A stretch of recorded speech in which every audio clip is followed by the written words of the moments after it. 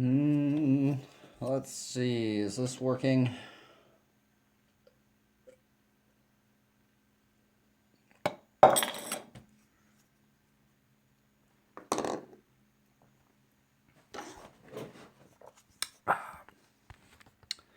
Oops.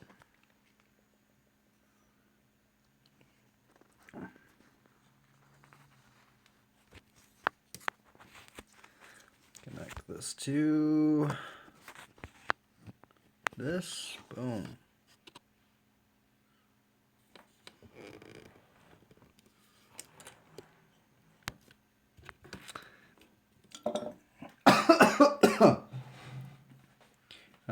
Okay. Loop, loop, loop, loop, loop, loop, loop, loop, loop, loop. Got our character we did yesterday. I mean, not yesterday. A couple days ago.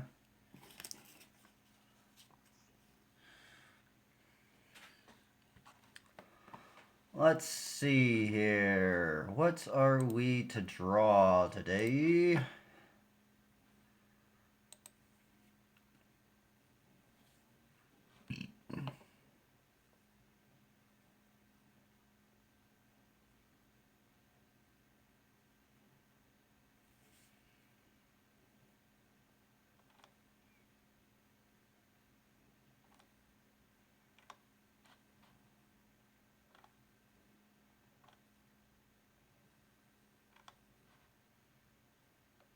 I guess I'll try to dress more centaur people, huh?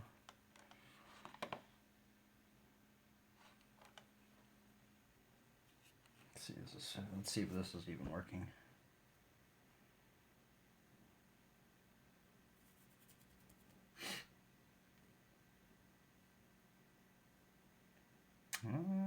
Looks like it's working. Yeah.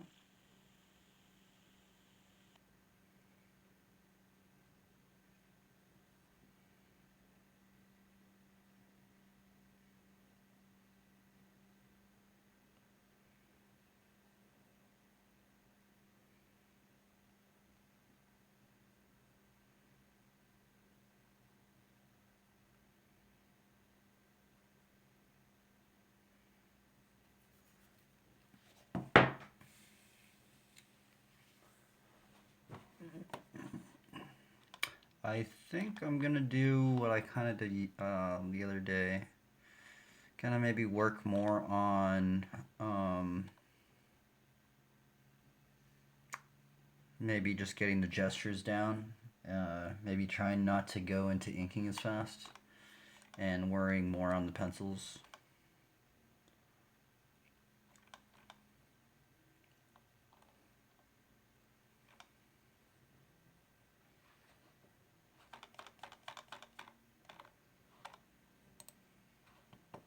Oops, that was kind of loud.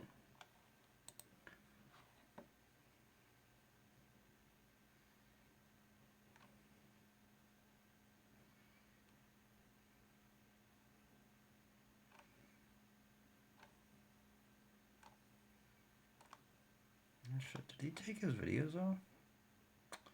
Darn, I think he did.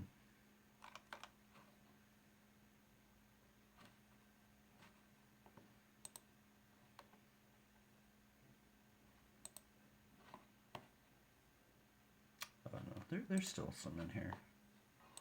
One of the joys of bushcraft. One of the joys of Skills go bushcraft. where we go. They truly are international. Having travelled the rest of the world in this series, I thought it would be nice to finish here at home. In this programme, I want to explore Britain through a bushcraft perspective.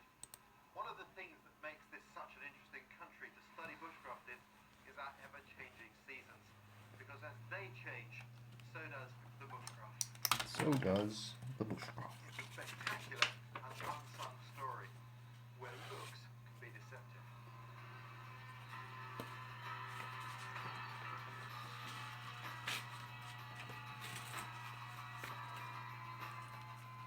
In early March, British woodlands can seem cold and uninviting with very little going on. In fact, when you look closely, you discover that Mother Nature's plans are already well advanced.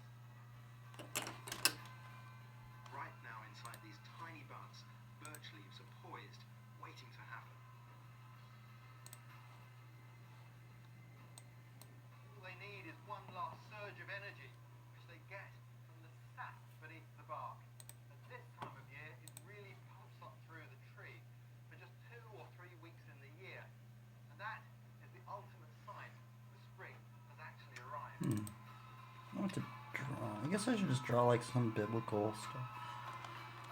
Generally what ends up happening, huh? But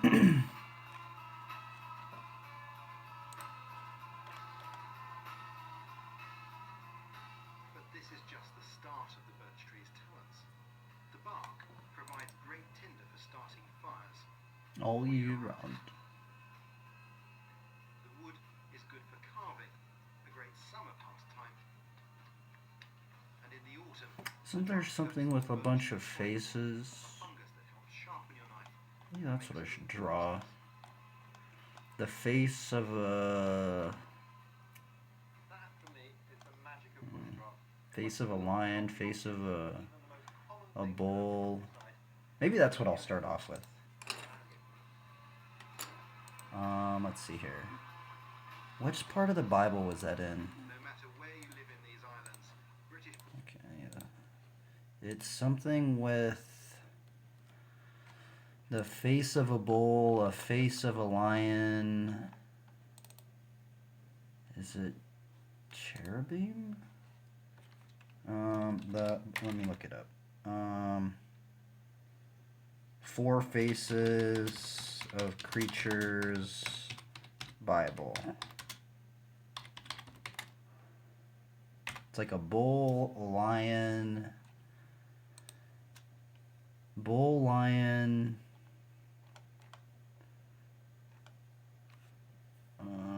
let's see here. What does it say?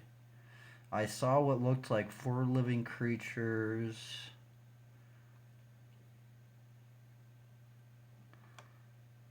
What does it say? I was watching the living creatures. Each one had four faces. Okay, let's see here.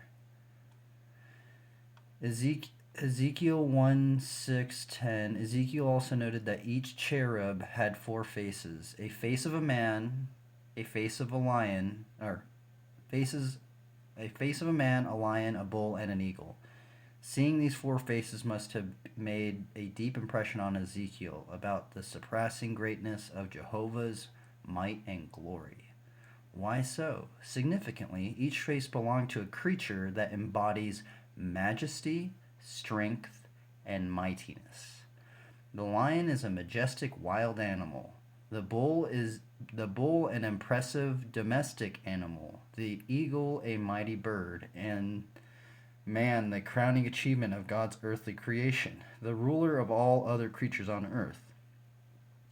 Nevertheless, in this vision, Ezekiel saw that all four mighty representatives of creation, as depicted by the four faces of each cherub, were situated below the throne of Jehovah, who is the supreme sovereign over all.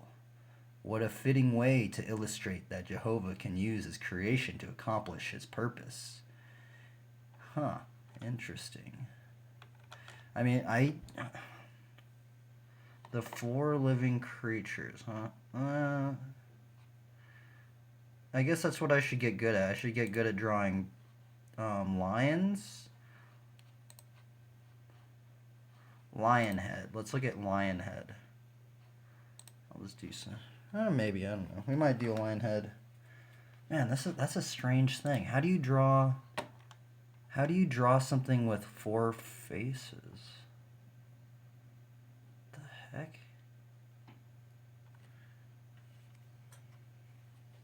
How do you do that? I don't know. Here, I actually need to bring up my chat. I don't have the chat open. Let's see, where are we going up in here? Sorry. Chat. Pop out chat. Boom. There we go. Minimize this. I don't know if I should draw like... I just don't know how that would go about. How do you draw something with four faces?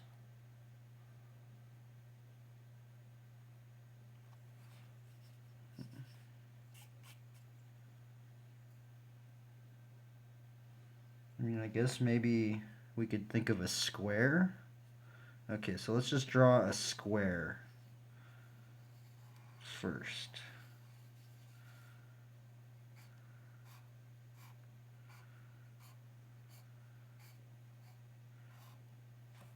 think I'm getting it right.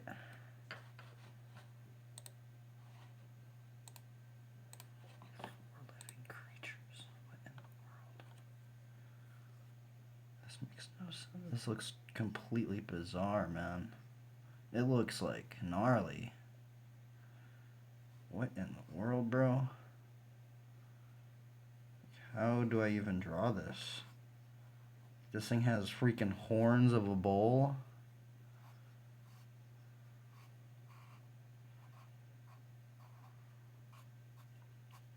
Horns of a bull. A man.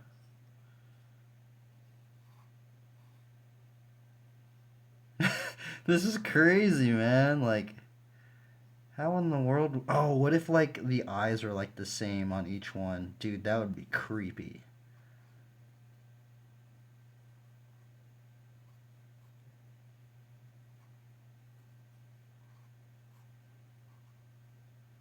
Okay. Oh, okay, so maybe you could share the eyeball. And then this one would be an eagle. But what about the lion? Oh, so you can't put all of them all in the same one. It'd have to be like 3. So which one would we have? We'd have maybe the lion next. But how would that share the eye of the eagle? Let's just do the eagle and then we'll have like the lion in the background. We are drawing trying to depict the 4 living creatures or whatever. I've actually never drawn, I don't think I've ever drawn an eagle head before. Eagle head. Huh. So this one's going to share the eye of this one.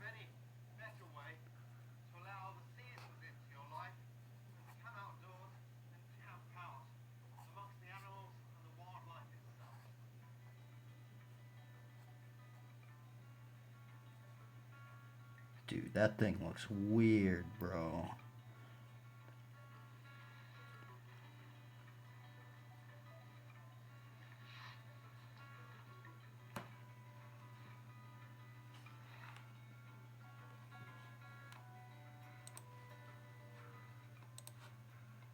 Harps are incredibly versatile. You can set them up in hundreds of ways. What I've done today, though, is I've set this up with one side sloping down and one side open to favour the fire. Where you site your camp makes the difference between a good night's sleep and a nightmare. There's a lot of old beech in this woodland, and beech trees tend to drop their branches without warning.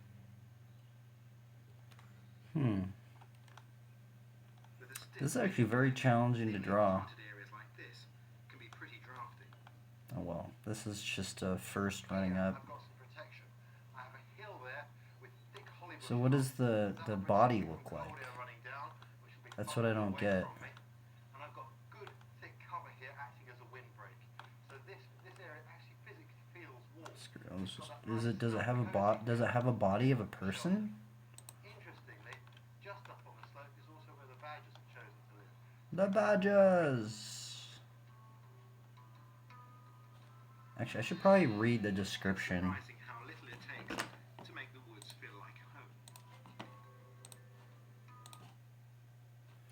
4 living creatures.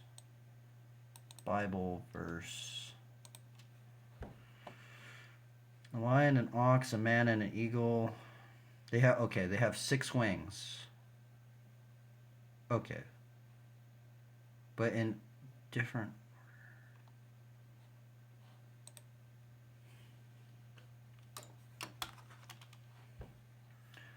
Ezekiel's vision of the 4 living creatures in Ezekiel chapter 4 are identified as a cherubim.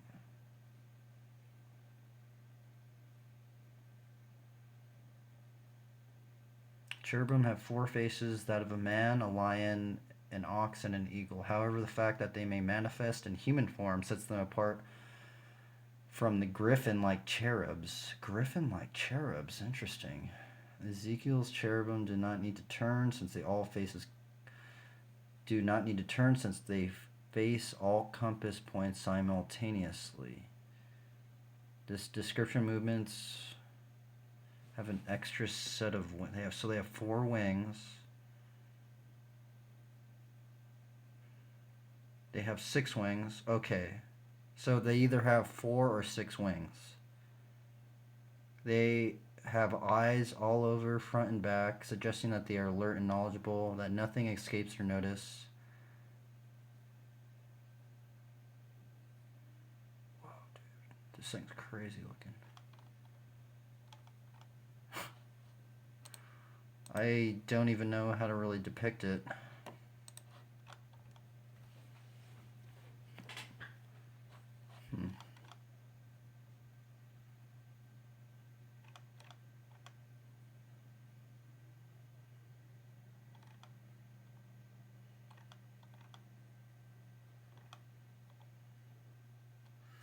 I get there's not much description of it. Oh, this one's kind of weird looking.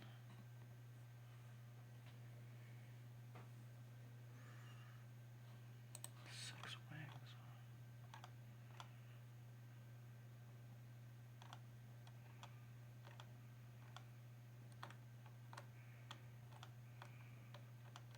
I mean, I don't know, man.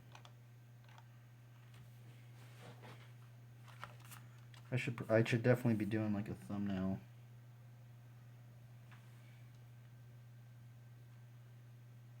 I could just go into it.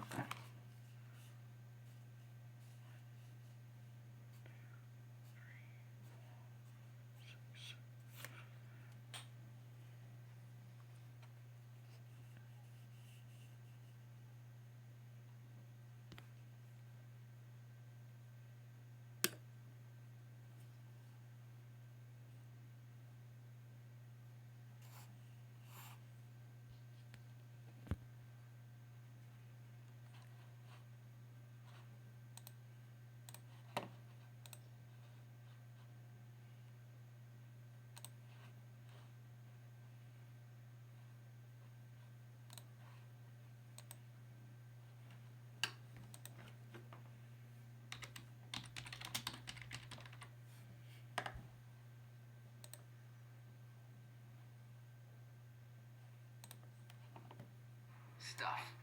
We love stuff. There's some really great stuff out there. But I doubt that any of us will look back in our lives and think, I wish I'd bought an even thinner TV. Found a lighter light beater. Or had an even smarter smartphone. Do you think any of us will look back in our lives and regret the things we didn't buy? Or the places we didn't go?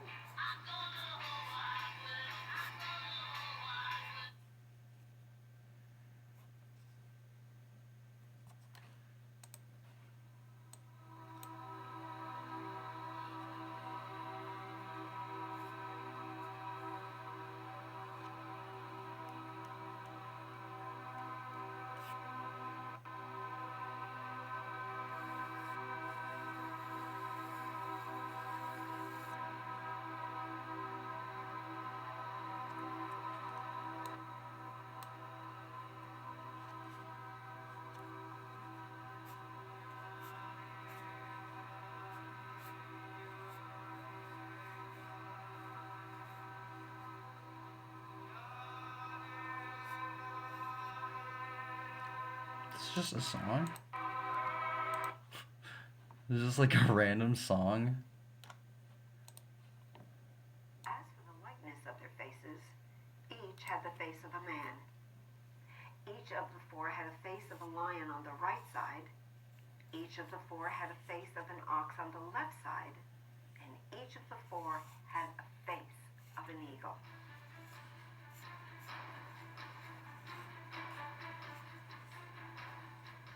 Shalom and greetings from Jerusalem. My name is Joan Lippis, or hashtag Joni in Jerusalem, welcoming you to Lunchtime Prayer for Israel. Lunchtime Prayer for Israel is part of the Novea Ministries family. And so we welcome you to our series End Times. We're in part 2, The Tribulation, and the title of today is The 4 Living Creatures. Now, if you've missed any of our videos, not only in this series, but maybe in the Feast of the Lord, maybe in some of the other series, go back to novea.org/media/video teachings. Click on the video or the series that you want, and you will see the videos there. You just scroll down on each of the video sets, and you'll see what I mean when you go there. And they all go chronologically, starting with the oldest to the newest.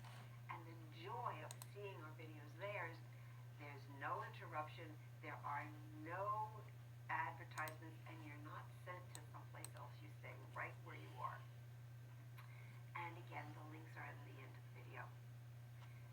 So, are we ready to look at the four living creatures? Now, like the elders, the four living creatures have a prominent position in God's throne room. What is this thing, man? This thing's hard to draw. First four seals. So, what do we know about them? Well, not that much. The first and only other time we learn of them is in Ezekiel. And in there, we find a very detailed description of what they look like. Now, there's one difference between the two descriptions, the one in Revelation and the one in Ezekiel. And that's the number of wings. Ezekiel sees 4 wings while John sees 6. So I'm gonna try a different pose. This pose ain't working. And I looked, and behold, a whirlwind was coming out of the north. A great cloud with raging fire engulfing itself, and brightness was all around us, and radiating out of its midst like the color of amber out of the midst of the fire. And also from within it came the likeness of 4 living creatures. And this was their appearance. They had the likeness of a man. Each one had 4 faces, and each one had 4 wings. Revelation 4, chapter 8. The 4 living creatures, each having 6 wings, were full of eyes around and within. The faces on these creatures are the same in both visions and reflect different facets of God's character. But there might be more than that. Traditions consider that these faces are the same as the standards of the leading tribe. Remember, there were 3 tribes in each quadrant as they marched through the wilderness. Furthermore, some have suggested that each face also represents the focus of one of the gospel writers. And so let's go back to Ezekiel chapter 1, verse 10. Dude, this thing is so weird to draw. I don't even know like what I'm doing. Each had the face of a man. Each of the 4 had a face of the lion on the right side. Each of the 4 had the face of an ox on the left side. And each of the 4 had the face of an eagle. Okay, so I'm gonna have to turn it around then. Verse 7. The first living creature was like a lion. The second living creature, like a calf. The third living creature had a face like a man, and the fourth living creature was like a flying eagle. Okay, this is what happens when I don't do a thumbnail. I just start like going off and They had many eyes, which symbolizes God's omniscience. So let's look at Ezekiel 1 and 2. As for their rims, they were so high, they were awesome, and their rims were full of eyes all around for them. Revelation 4, verse 6b. The 4 living creatures, full of eyes, front and back. So you see the similarity here. Now, perhaps the most important aspect of these creatures is their proximity to the throne of God. But we're still in Ezekiel 1, but this time at the end of the chapter, verses 26 through 28. And above the firmament over their heads was the likeness of a throne, in appearance like a sapphire stone. On the likeness of the throne was a likeness with the appearance of a man high above it.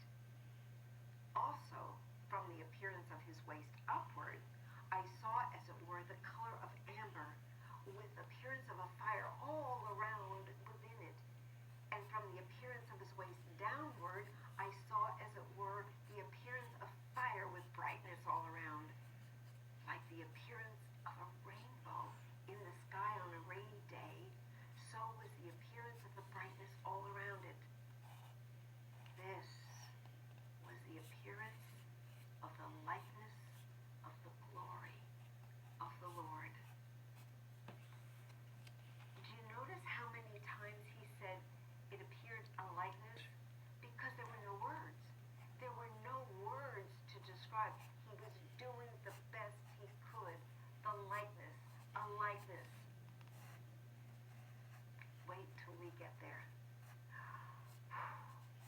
We will get there someday if you put your faith and your trust in the atoning work of Yeshua. Being in such proximity to the throne of God, how can the four living creatures do anything except worship continually?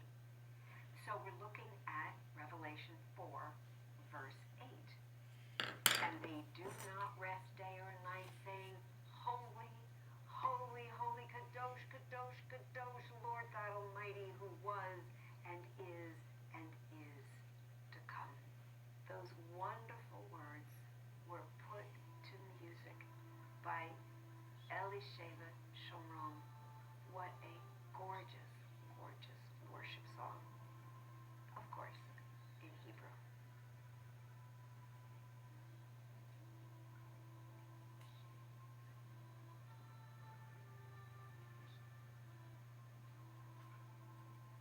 Dude, this thing is so crazy, man. Like, imagine, I can't even imagine seeing that sort of thing. Well, I mean, I guess I'm kind of trying to draw it, but that is a gnarly, gnarly creature. Like, I would never draw this. In all my years of drawing, I've never tried to depict one of these things. And I never would have thought, if I never read the scriptures, I guess, to even think about drawing something like this, but very interesting. It's a very interesting, like, high-level creature.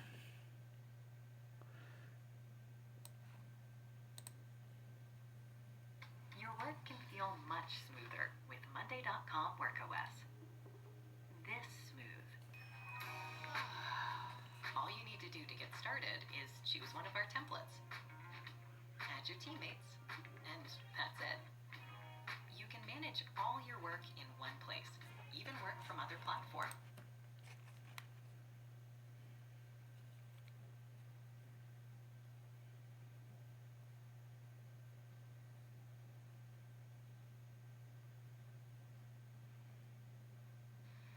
Hi folks, Ed of the North here. This is a compass rose. Now, I want to explain a few things that may help you understand a little better what's going on in the scriptures. The compass rose plays a big part. We know that the Bible speaks of the east, the west, the north, the south, and these are all points of the compass, all right. But it's important that they each have a figurative meaning, things that are applicable to these points. I'll give you an example. Looking at the compass rose in the east, I'll turn it here for us.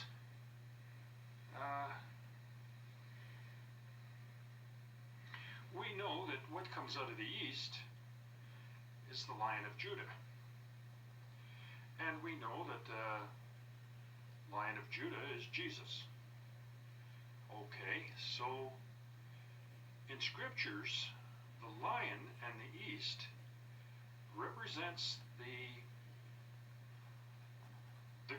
authority, or authority as it on its own. Jesus is the authority. God is the authority. Jesus is God. So the lion represents authority. And the lion proceeds from the east. Or out of the east, I should say. So let's take the lion and put the lion in the east. I'll turn it a little bit so you can see what's going on here. And move him out a little bit more. There we go. So the lion stands in the east.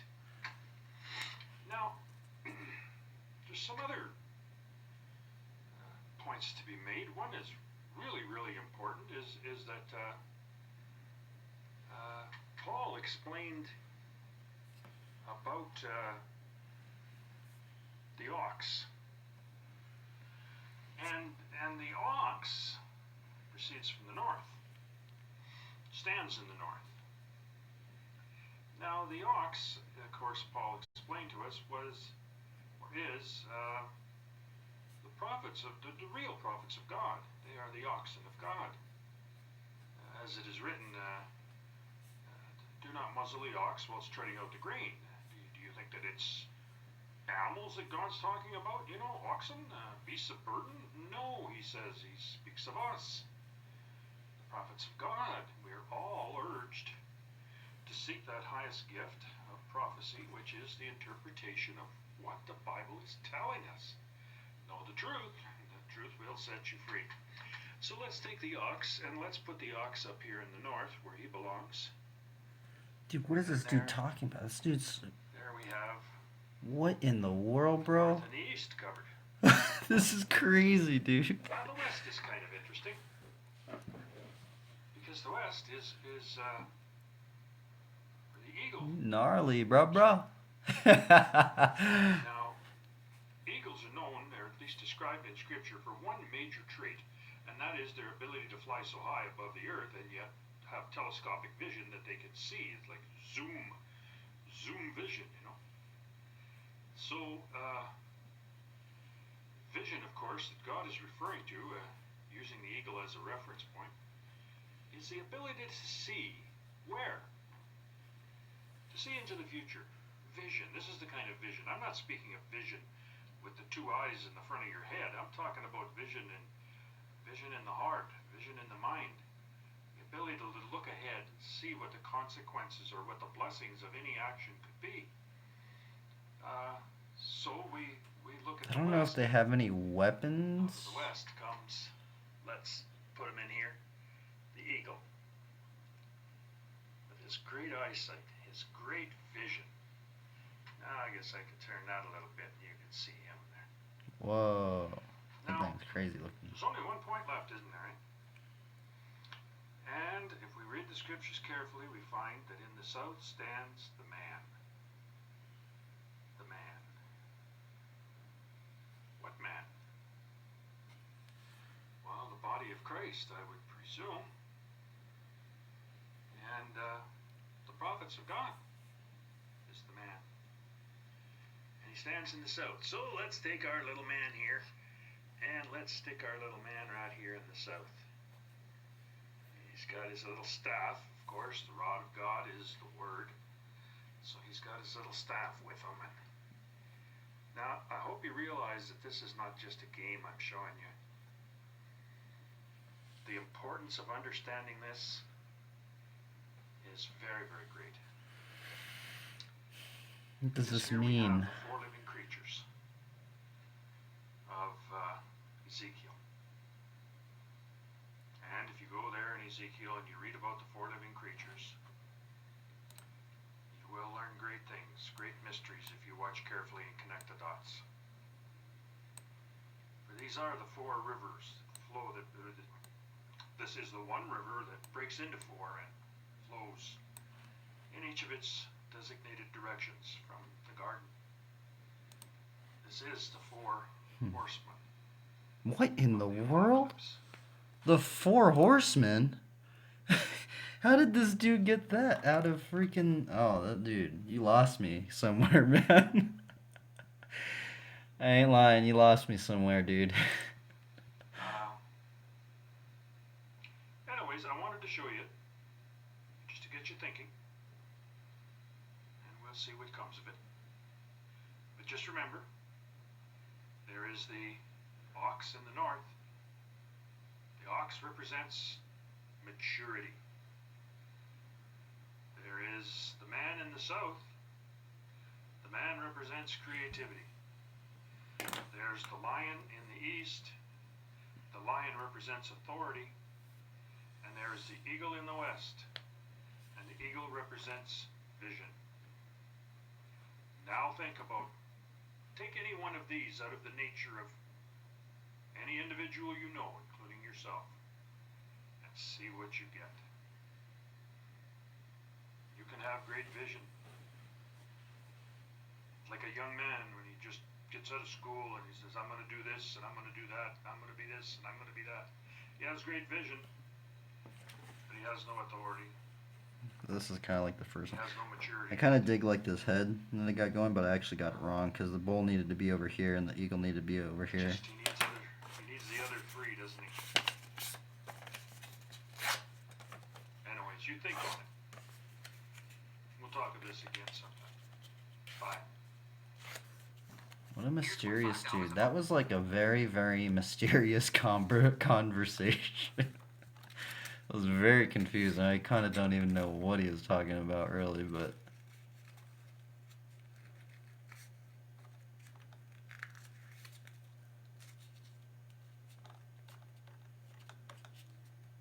I might as well just try and master drawing these things. See, the thing is, I don't know if this is exactly what it looks like, you know? The thing is, I'm trying to get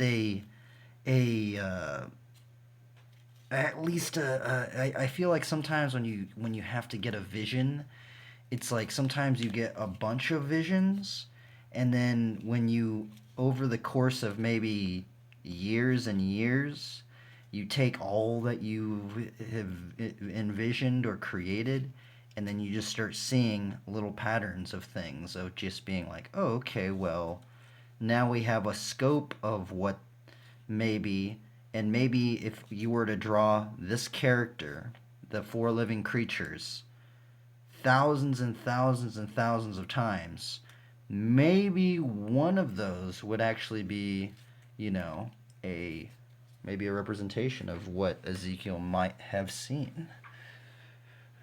Something like that. So, I mean, this is definitely going to be another one of these things that I kind of want to get into drawing, maybe. But, I don't know, it just seems very awkward. The face, it's very awkward. Like, if this creature had four faces, I'm honestly thinking, like, the neck would have to be, like,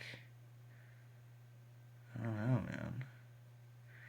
Are they wearing armor? I don't know. Are they wearing robes? Because when I look at some of these illustrations of them, it seems like they have their wings covering their body.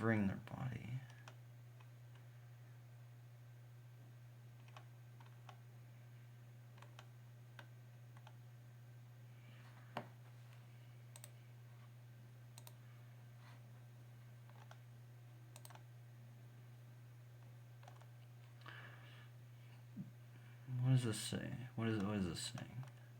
Okay, I guess I'll just read it.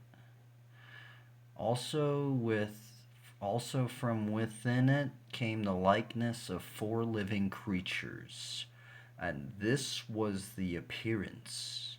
They had the likeness of a man. Each one had four faces, and each one had four wings. Their legs were straight, and the soles of their feet were like the soles of calves' feet. They sparkled the color of burnished bronze.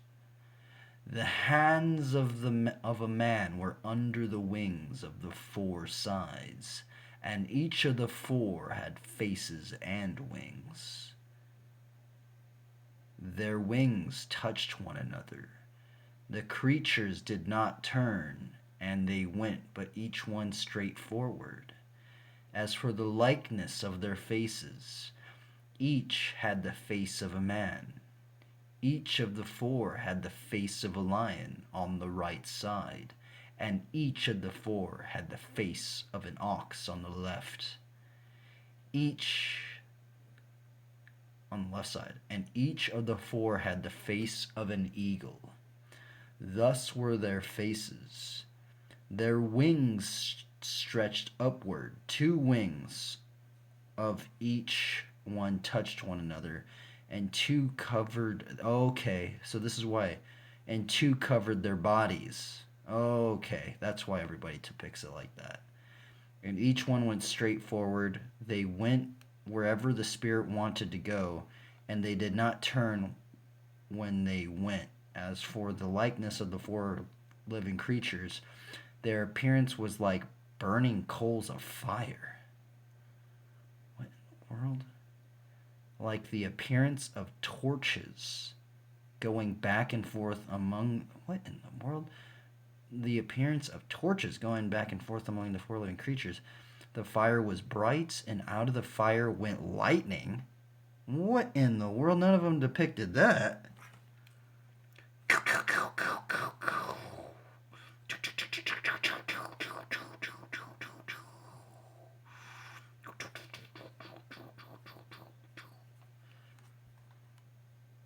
And the living creatures ran back and forth in appearance like flash of lightning. Dude. Okay, what? Oh man, I thought I just read that. Okay, here's another one. Wherever the Spirit wanted to go, they went, because there the Spirit went, and the wheels were lifted together with them. For the spirits of the living creature was in the wheels. When those went, these went. When those stood, these stood. And when those were lifted up from the earth, the wheels were lifted up together with them. For the spirits of the living creature was in the wheels.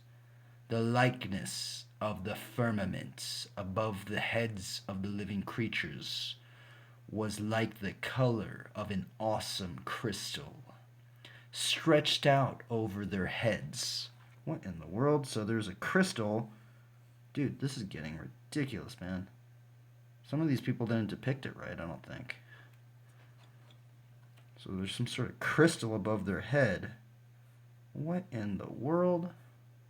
None of them did. I'd never seen one depicted like that. So I'm gonna... This guy's gonna have like a crystal halo. Dude. That is some gnarly, dude. That's some rowdiness, bro. He's got a crystal halo, dude. Okay, let's see. Where are we at? The color of an awesome crystal stretched out over their heads, and under the firmaments their wings spread out straight, one toward another. Each one had two covered one side, and each one had two which covered the other side of the body. When they went, I heard the noise of their wings like the noise of many waters, like the voice of the Almighty, a tumult, like the noise of an army. And when they stood still, they let down their wings. Okay, so when they stood still, so that does mean that they were moving around. So it's like you can depict them moving. It's not like you... Everybody depicts them with the wings like this, you know, which it does say it is like that. But right here it says that you can also depict them moving. So you don't have to draw the wings like that, I don't think. It's when they stand still is when their wings are like that. A voice came from above the firmament that was over their heads. Whenever they stood, they let down their wings, and above the firmament over their heads was the likeness of a throne, in appearance like a sapphire stone. On the likeness of the throne was a likeness with the appearance of man high above it. Man, I haven't read that verse in so long. Like, reading it over again and trying to, like, depict it, it's very interesting. Huh. So, I mean, what I got from that is there's lightning. I guess I shouldn't draw this, like... I mean, I guess we could even draw, like a Bible or something, because they do say, like, holy, holy, holy and stuff like that. Like, what if there's, like a Bible right here, and from the Bible, he's, like taking out a piece of lightning.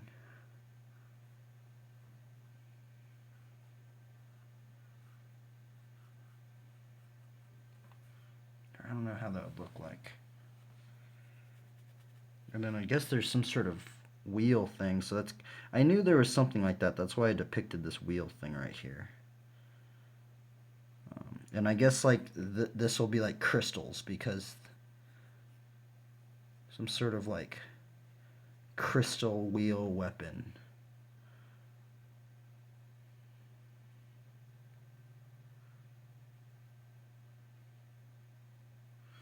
The only problem is I don't really know where the wings would be. Maybe the wings.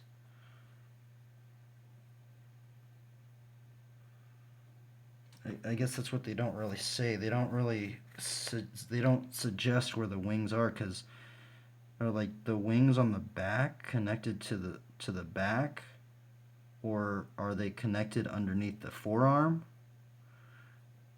Because there could be wings like that, and then wings maybe right there.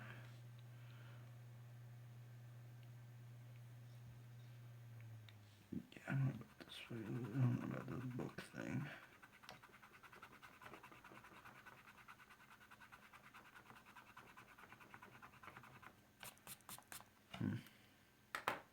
This one's a challenge, man. It's definitely a challenge. I don't know. This is a hard one, man. This is going to be very awkward. I kind of don't want to like try to kind of move on. It's like I'm just trying to depict this very awkward. Oh well. Maybe I'll just try and do it. I mean, I guess I'll just keep trying to do it. Maybe I'll like one of them eventually.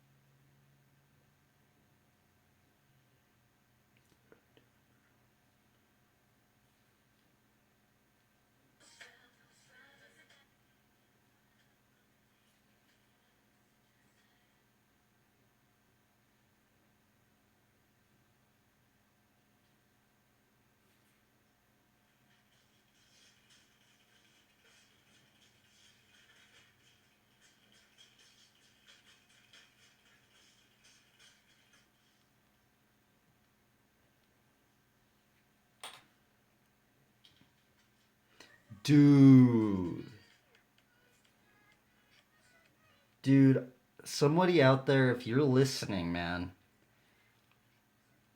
Oh man, dude, that would be a gnarly hairstyle, bro. Like, imagine someone with like dreads down to his feet, like dreaded it up, and they like molded like an ox, and then molded an eagle and a lion, bro. Dude, that would be gnarly, dude. Someone's gonna do it, man. I think you need dreads to do it, though, but like.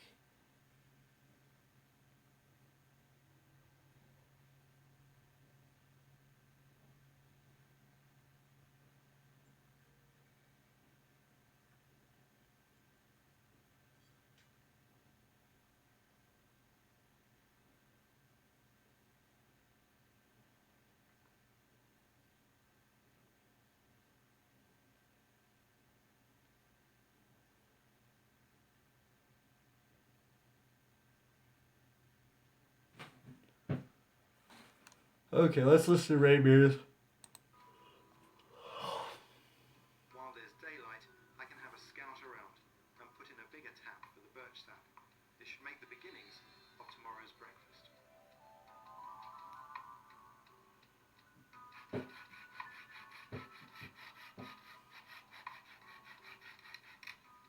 This is one of the rare occasions when I don't actually want a piece of wood that's perfectly straight. What I want is that kick, because it's got a purpose.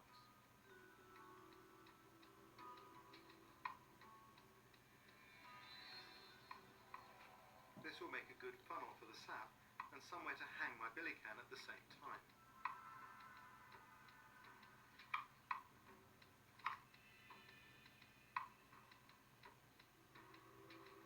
A layer of cloth stops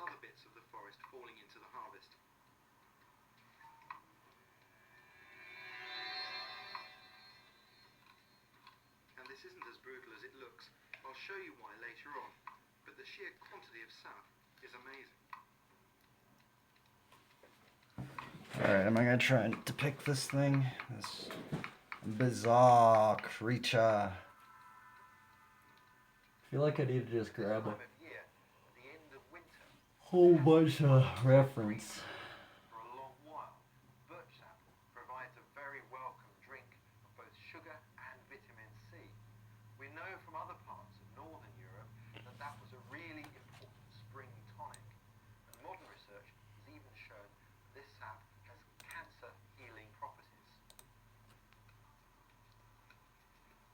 Alright, let's just try and depict it. The Yeah. average tree could fill this can Oh man, this is gonna get a little awkward. So if we're lucky, What am I drawing? Oh, my bad, bro. I haven't looked at the chat. You might not still be in here, but I am drawing I guess a 4 living creature.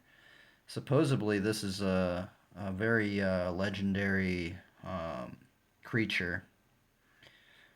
It has a face of a man, a face of an ox, a face of a lion in the back, and a face of an eagle. And it has a crown of like crystals or something like that. Super weird. What's its name? I think it's just called the 4 living creatures. It's actually in the Bible. It sounds crazy, but I know it sounds ridiculous, but that's what I'm trying to depict. It's so absurd, dude. Like, this thing is like so gnarly, man. Like, so I'm giving it a whirl. And it supposedly has 4 or 6 wings. And then supposedly it has like wheels or something like that. And then supposedly it has like the power of like burning coals or something like that. Revelations. Yeah, I think it's also mentioned in Revelations. It's mentioned in Ezekiel and Revelations. Um, the only problem is I don't know if they wear armor. Like I wish he would have went in a little bit deeper, man. Like, are they naked? Are they wearing armor? Are they wearing leaves? Is he wearing a robe? I don't know. They don't say. So I'm just kind of just winging it now because I'm thinking I'm gonna put like leaves or something. I don't know. What do you think? Do you think they would wear armor? I think they would wear armor, huh? Yeah, especially if they're gonna battle the demons or something. I think they would be wearing armor. But I think they would. I don't know. See, that's just the strange thing that I don't really know. Anyway, let's see if I can depict this thing. I want to really try and get the wings in here, so I'm going to maybe draw this very small. because the migrant birds are away, but only natives like blackbird and robin sing. It's a good time for spotting early potential too, like this wild garlic. But there's more. That's a real surprise. I really wouldn't have expected to see this plant until May. It can be a real benefit being able to recognize plants before they're in flower. Sometimes it even brings rewards. 6, 7. Okay, so I just laid out my proportion grid. But it needs careful handling. Generally, when I do my proportion grid, Just at the bottom. I think I learned it from Loomis, but Loomis, he said 7.5 heads. And so from here, I'm going to take out my colored pen. Actually, I need to sharpen this colored pencil real quick. Do you like drawing, man? I don't think I've ever met you, dude. Generally, nobody really kind of talks on my streams, so I'm not actually not used to like having many people really talk. Well, lately, actually, these past couple weeks, like people have been stopping in, have been talking and stuff. But yeah, for a long time, dude, I was like streaming for probably like half a year. Not one person would show up. So it's really weird that people are starting to like find this thing. Start my fire. You'll notice that this birch bark is very thick, unlike the bark that we used to build the birch bark canoe. The warmer the local conditions, the thinner the skin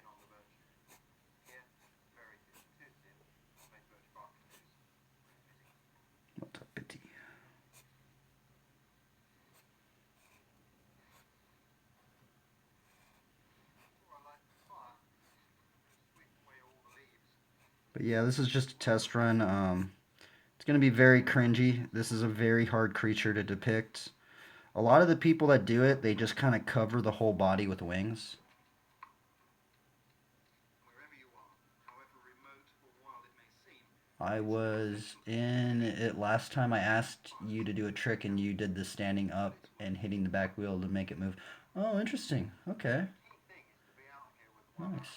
see how their lives are, hear their noises and smell And then I was like, that deserves a fall, and then I told you, oh, for sure. even the smoke from the campfire. Yeah, I used to do like game streams. I used to stream World of Warcraft. About one lifetime, But the thing is like my computer's just so janky that like I don't know, like my mic wasn't working and all sorts of stuff just made it really janky, and so I just started just drawing again, which is kind of cool. I needed to draw. I actually took a really long break from drawing, and because of streaming I actually got back into it. So now it's like really cool getting back into it. and underneath you, most important of all, a sleeping mat. This is an inflatable sleeping mat.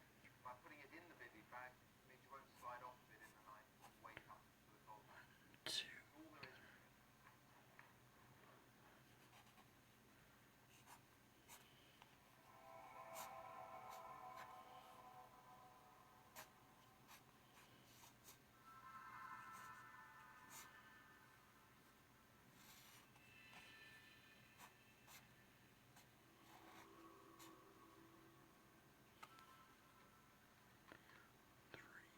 Now that I've got my roof up, fire going, I feel really content.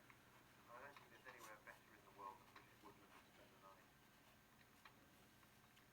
A few years ago now, I remember lying beside a fire, I was very still, reading a particularly good book.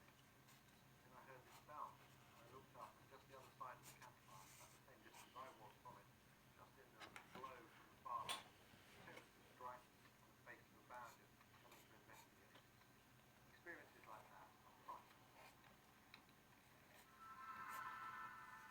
and maybe that's why I always seem to sleep better in the woods.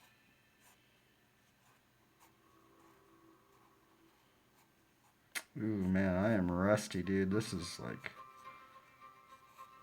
super hard to draw.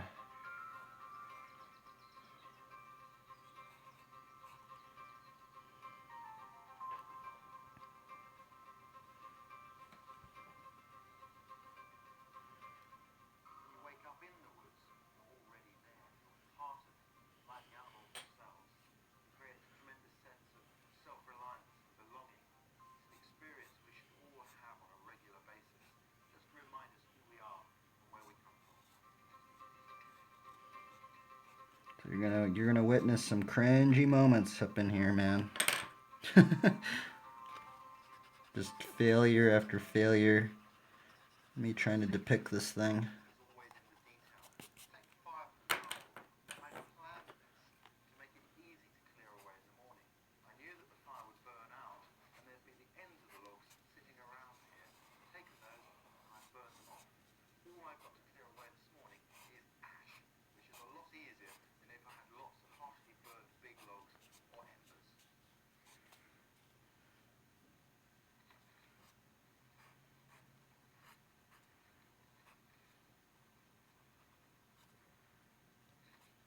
I douse the ash in water, then scatter it with my hand. It's only by touch that I can be certain there's nothing still smouldering or hot. And because roots can burn underground, I have to check that the ground is cool as well before I can leave it. Nature provides us with the firewood. This is the price we pay. Giving a bit of respect back. Taking good care. The very thing we enjoy most. Just trying to get this darn gesture to work. No one has ever said water.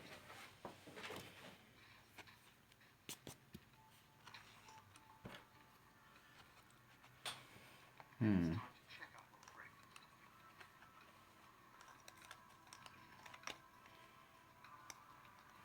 I've been loving this little setup though. I got the light. I just cut this piece of plastic. Been working out pretty good, I think.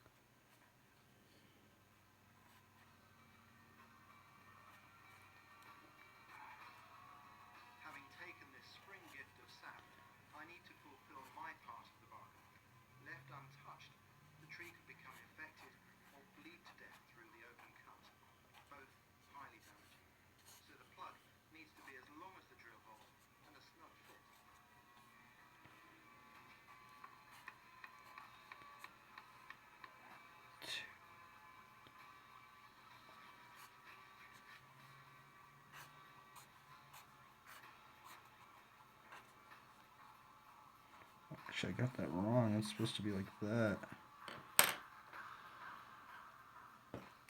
March then has the amazing treasures of early spring. But as nature rolls on and April turns into May, late spring brings its own unique portfolio.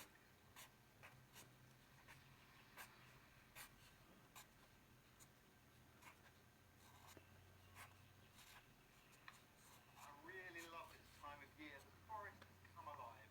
Every leaf, every plant is full of freshness, newness, life, vitality. Reminds me of how precious these things are. 1, 2, 3, 4, 5, 5.5. Actually, that's where the end of the knee should be. Really easy at this time of year to come into the woods and just see the bluebells. But perhaps one of the keys to bushcraft is to look beyond the obvious and really see the potential. Finding It's actually, this is where the really end useful part. of the foot should be. Example that this is a red currant. If you look carefully, you can see that the fruits are already developing on there, hinting at harvest in a month or so's time. At the base of the red currant are little wood sorrel leaves here. Look a little bit like clover. You like drawing, man? Grow in the shade and taste like apple peel. What you been up to, man? And over here, my old friend the piglet, just coming in.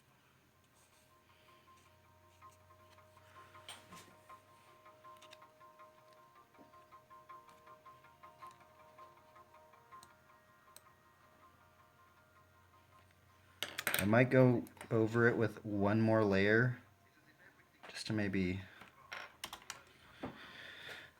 get another thing going. Sorry if I'm like kind of quieter. This is like really boring.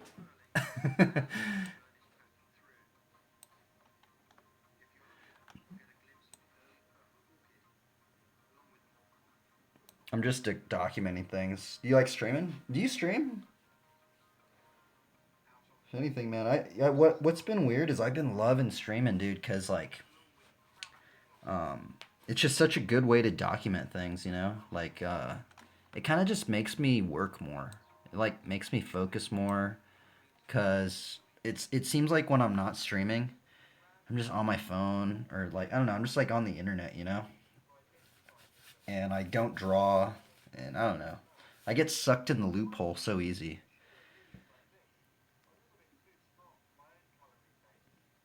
I used to in the past, but not no more. Don't have the time. Yeah, for sure. Do you ride too? I forgot. Do you ride? You ride BMX, right?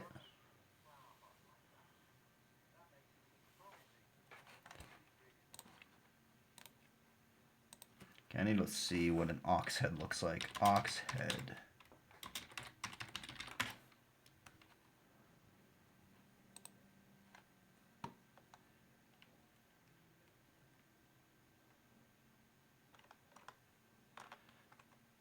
Dude, this description's so weird, man.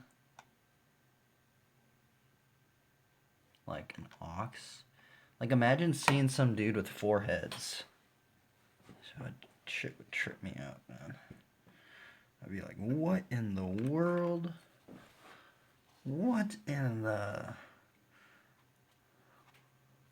I'm trying to get it to where like his eyeball is like also the eyeball of the man. I think that's how I would see it. When I heard that, when I read the verse in the description, that's so like the eyeball of the ox, I think would be the eyeball of the man or something.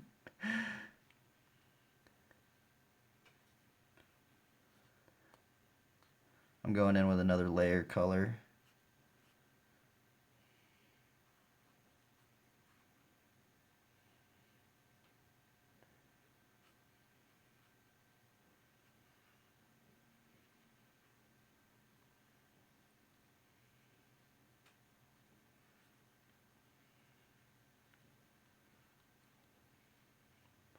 What do ox... Dude, ox have like crazy horns. Like that's freaking ridiculous, man.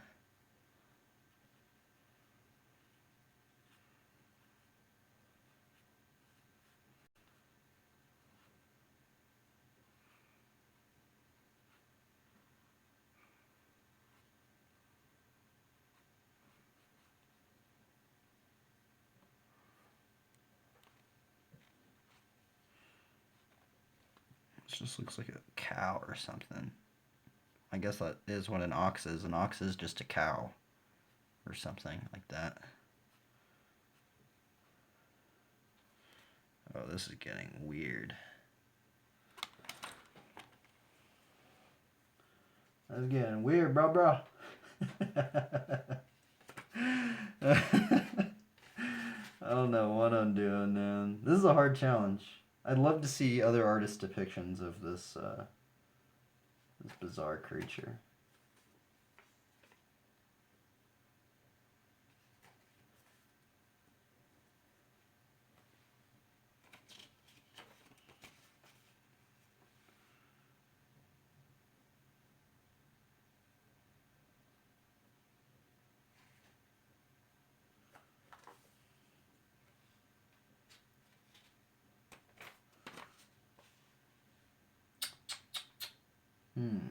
The face of a man. Okay, so if we know that this is his eyeball, maybe more down over here.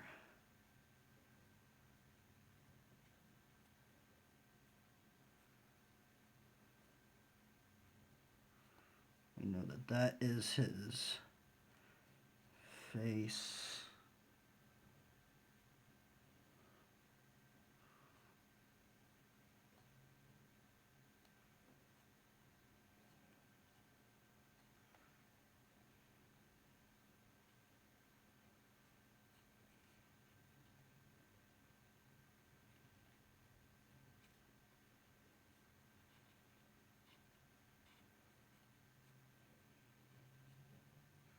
It's like hard to make it like not look creepy. You know? I don't know, I find it very challenging. How do you make this thing not look creepy?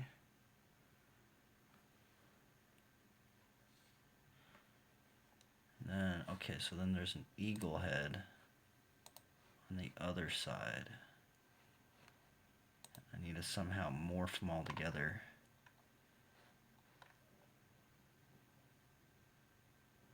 It's supposed to look creepy. I mean, yeah, he wrote it down.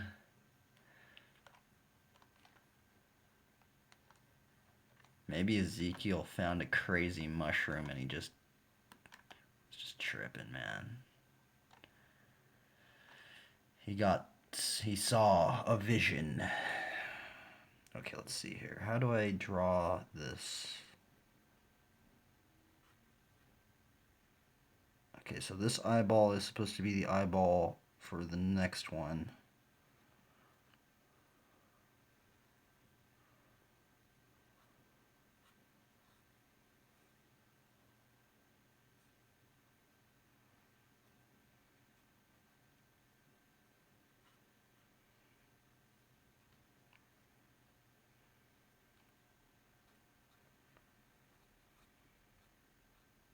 And then on this bottom, I guess the lion head would be on the back end. You wouldn't really see the lion head. I guess you'd just see his mane.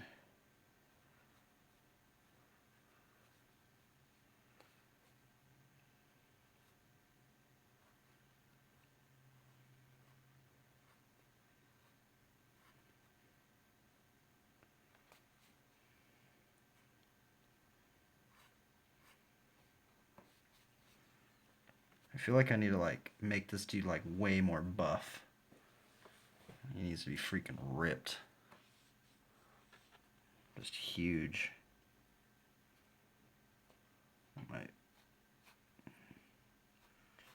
Might just totally extend make his lats freaking crazy. Make his lats look like freaking wings. Lats are hard to get, man. I give credit to people that can get freaking huge lats because, like, you gotta put some work to get them.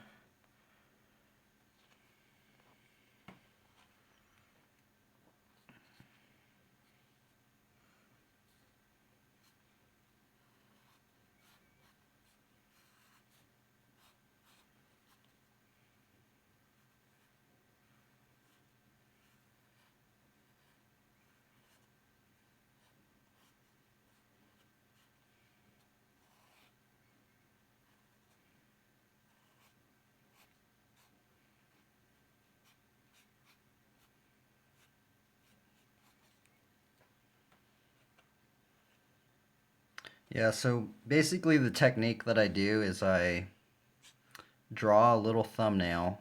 That's basically my layout map. And then I'll do like, I used to do a lot of digital painting, and with digital painting, you have so many layers that you can put on, like you could have like millions of layers.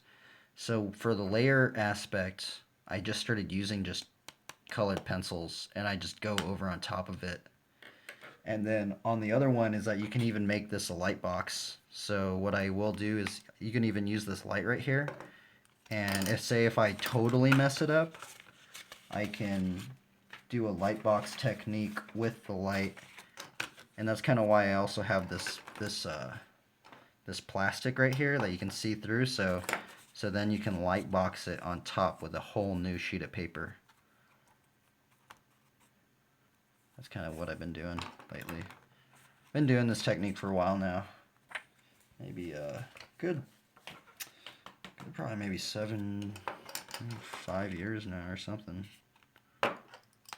Oops. How long have I been drawing? Oh man, I've been drawing for a really long time. Probably since I was like, I got really into it maybe. I guess I was always into it. Even when I was a little kid, I was into drawing. Thing is that I took basically a very, very long break pretty recently. I didn't draw for maybe half a year. Like I didn't. It was really crazy. I just got really burnt out of it.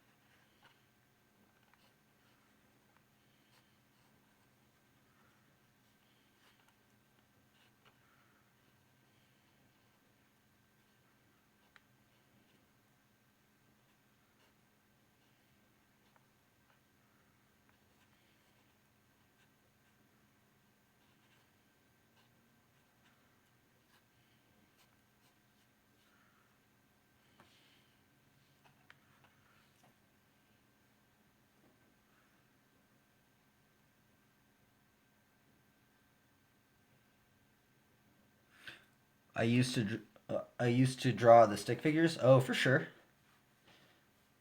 Yeah, there's actually a lot of people that start off that way. I mean, I started off that way too. I was just doing stick figures as well.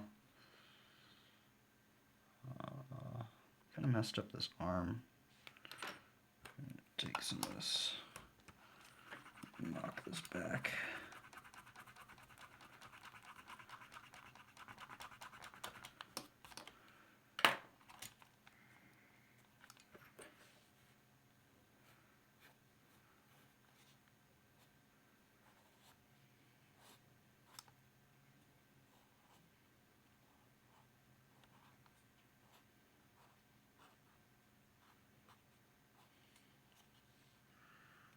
Supposedly he has like some sort of circle ring thing.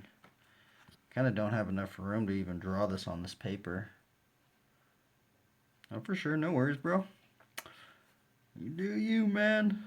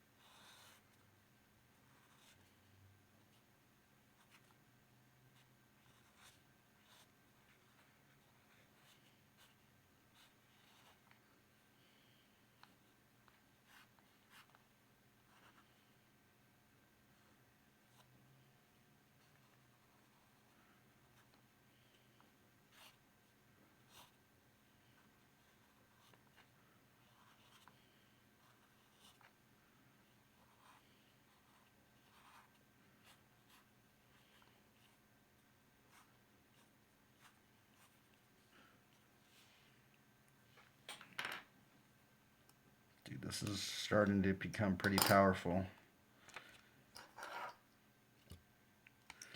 That's the thing about when I do the Bible stuff, man. Like, I want to do it justice, you know? Like, I don't want to make it... Like, I'm trying to do my best. It's just a very hard topic to cover, man. There's so many people that have done it. So many people that have done their own interpretations. And I know this isn't like an exact representation of what I'm trying to go for, but you know, at least I can at least try, you know, like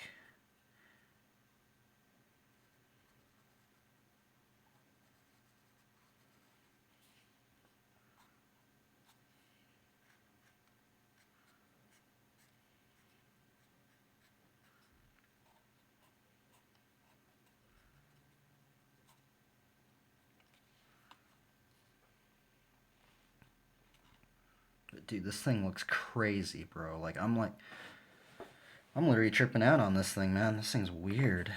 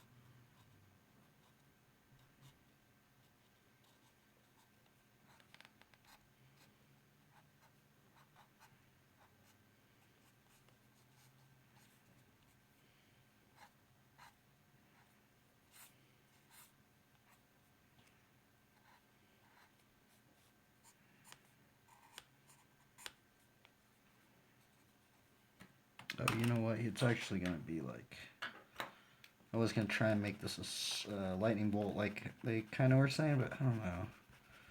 They're gonna have lightning bolts like maybe on the side or something. I'm definitely gonna make it like a wheel though. Some sort of wheel. But I'm thinking like he at least would have some sort of weapon.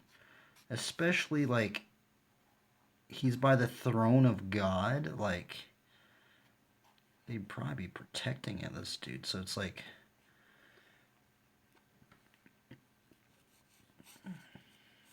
you know, this dude ain't gonna be gimped out, man. It's not like you can just waltz in there, you know, like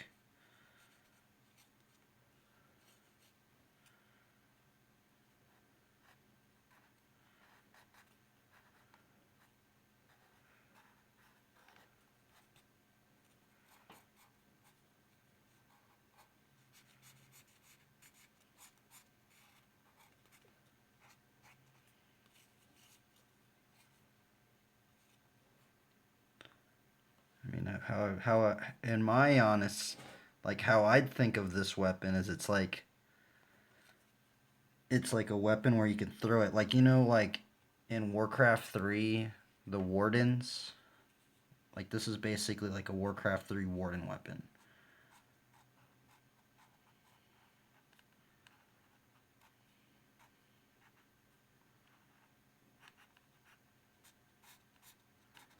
You can like throw this thing and it like freaking shoots out lightning or something.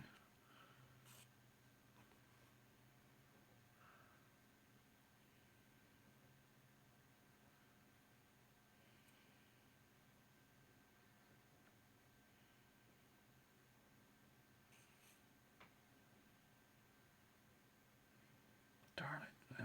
I drew it too big. I knew this was going to happen.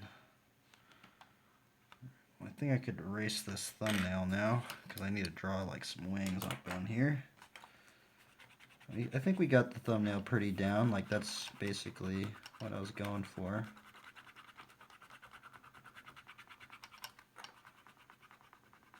By the way, the only reason why I'm using this pencil is because look at this freaking eraser.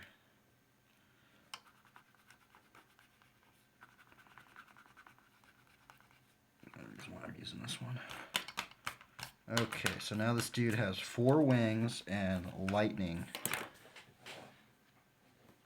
So, okay, so how I'm envisioning this is that he can like do like a lightning spell.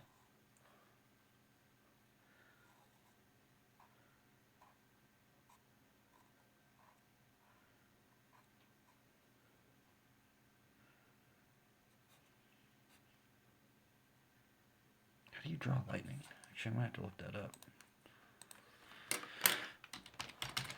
I've actually drawn one lightning thing.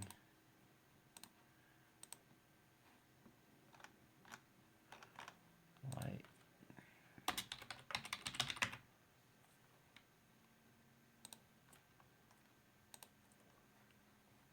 Okay.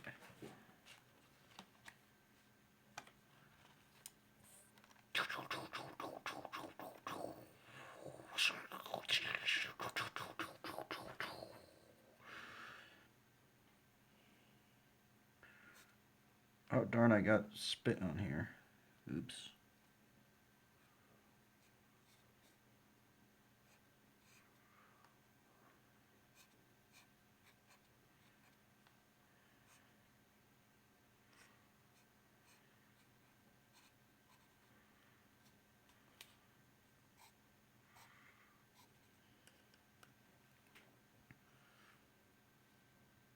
So he can like do this lightning spell or something, since they talked about lightning, and then he can throw this thing. Huh. And I guess there would be maybe like another like sharp thing right there, but he's holding it like that.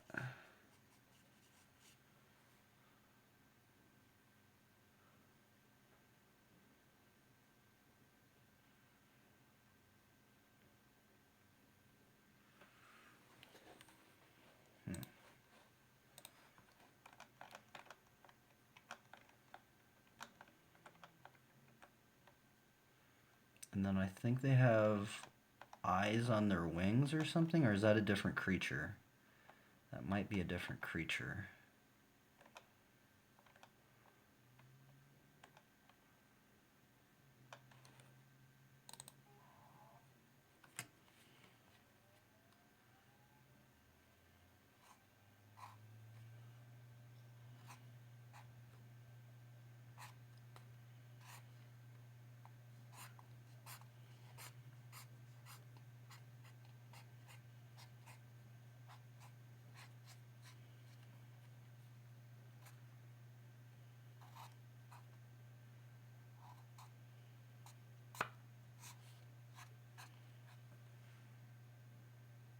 Oh, I don't know how the other... Where are the other wings? I don't get it. Like, does he just have 4 wings on his back, or... It doesn't... I don't... I mean, I guess I could put wings on his feet, or like on his legs, but then it wouldn't really make...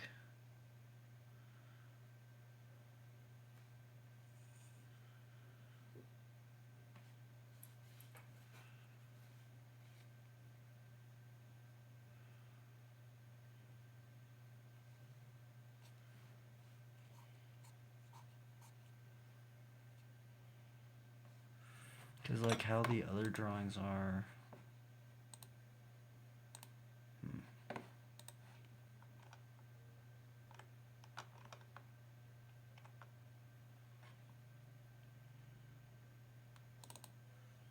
Okay, so this guy did it like that. Oh, maybe I should draw 6 wings, huh?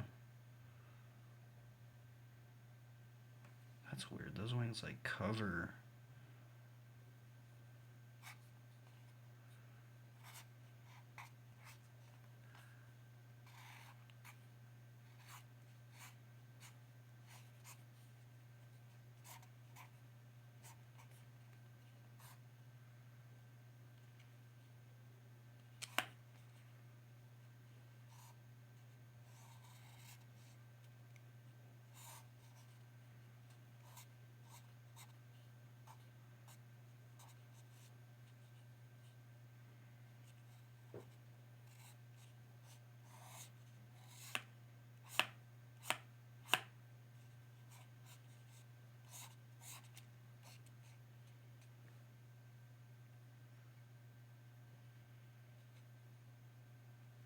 Something like that.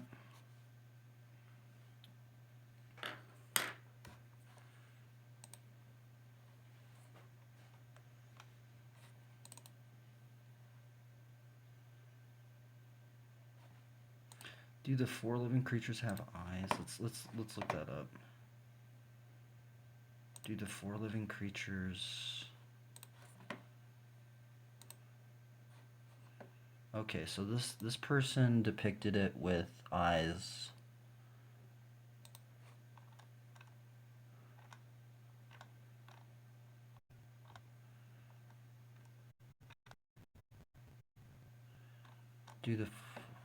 Yeah, so this person depicted it with eyes too.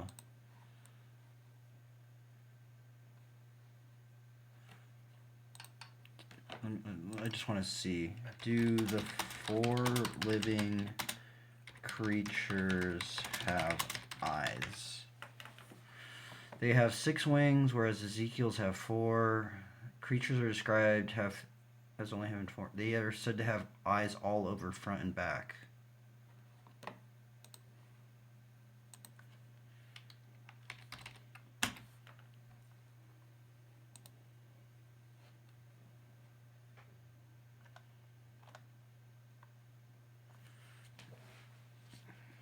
This guy's gonna have a freaking giant eye on his chest.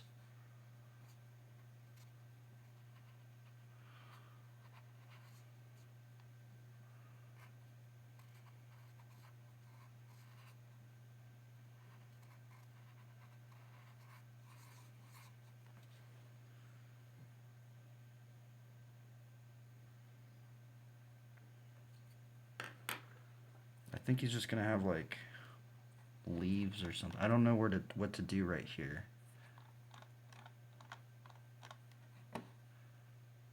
What would that be called? It would be called like leaf leaf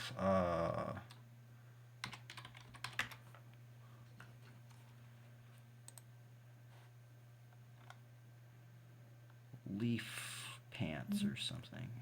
What the heck was that? Oh, shnikes. I forgot to plug my phone in.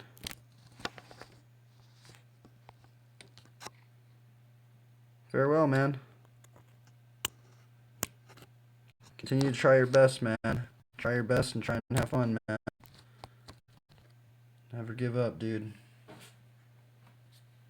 Keep grinding, bro. Keep grinding.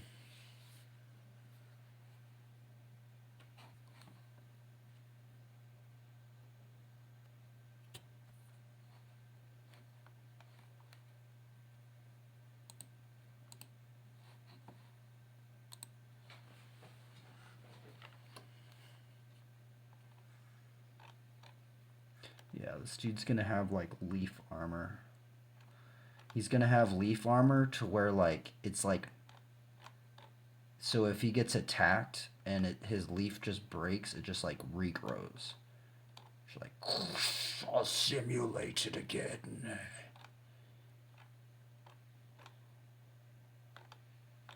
Just invincible armor. That's basically what it is. It's just like total living armor.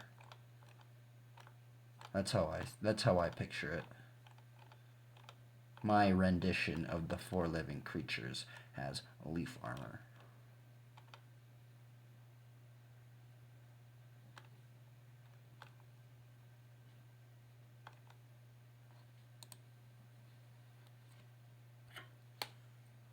With a leaf fanny pack.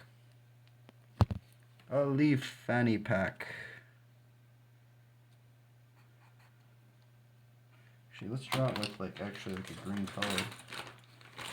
What happened to my green pencil? Oh, here it is.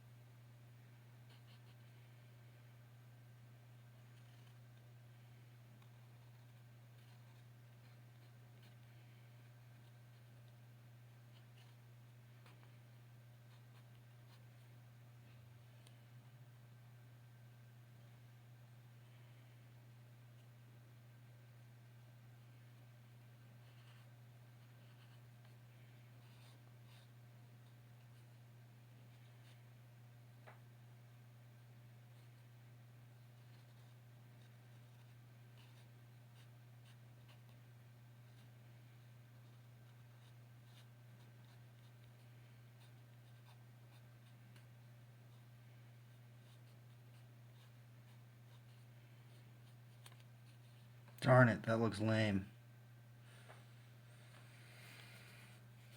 Darn, and I already like kind of did it, so oh well. I have to go with it. I can't really. I've done so many layers now. It's kind of hard for me to like not have that layer. Let's see. I guess that's what it's gonna be like.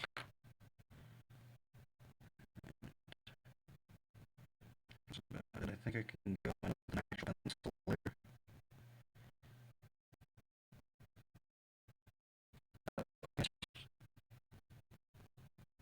Stream's gonna end.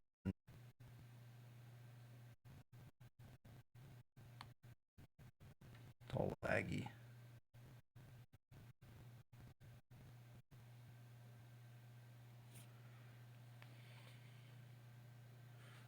I might need to end the stream, let my phone charge up, and then restart it again.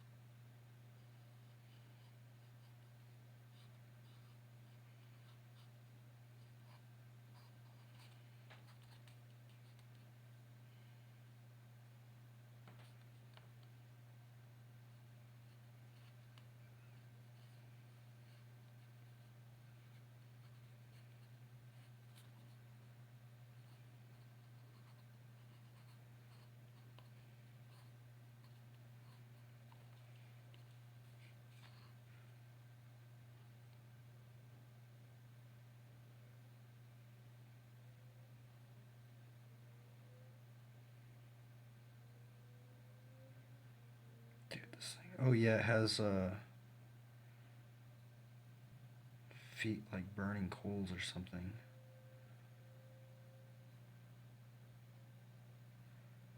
Huh, it has feet like burning coals. What does that mean? Right? Is that what they were talking about? I'm pretty sure that's what they were talking about. Burning coals.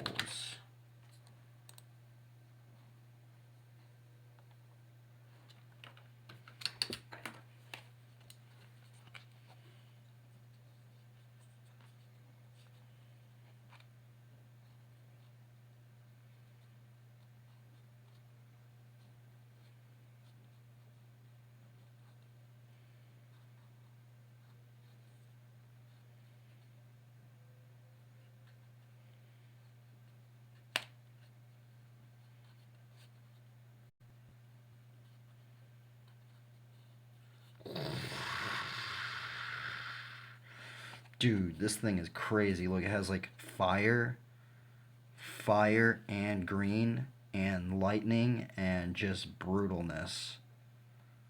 That's how I envision the four living creature, one of them. Just freaking super ripped. Like, basically, like, the rippedest person you would ever conceive without steroids or something. And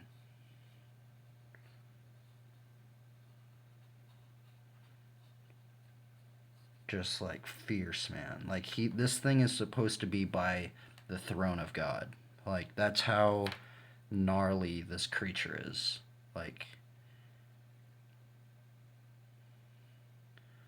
and so how I envision it in my own mind is that I heard something with lightning.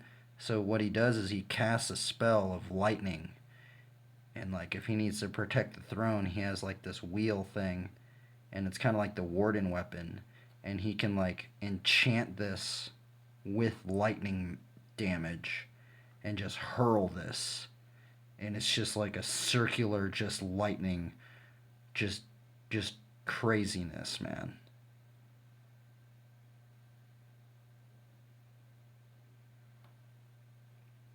And I guess maybe he could even put it in fire damage.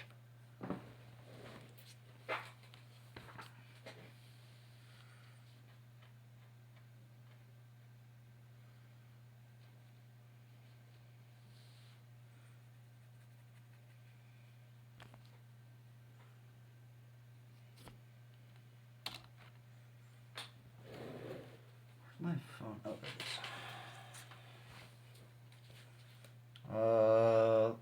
Actually, I'm gonna change the name of the stream title.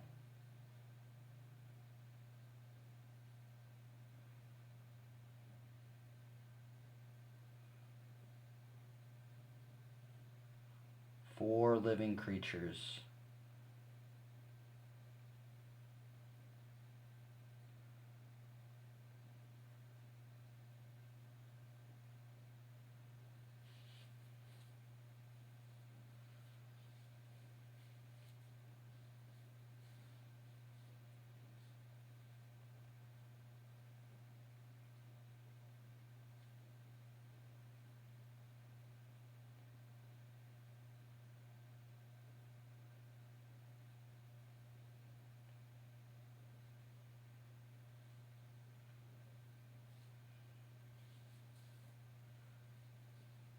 Whoa.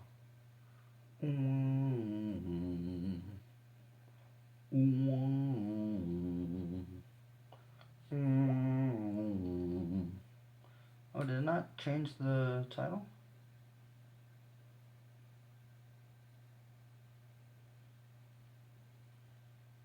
Thought it did.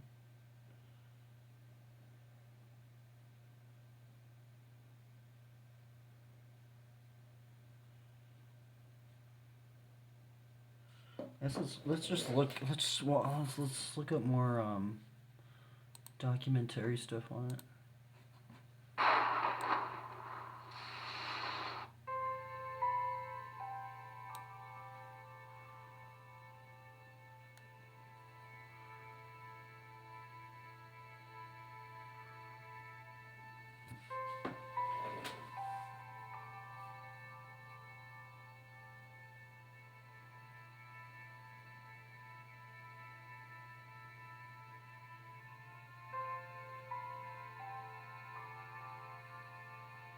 Wow, I'm digging this, like, super, like, old 3D animation of this. Is really cool. Yup. Dude, that's so gnarly.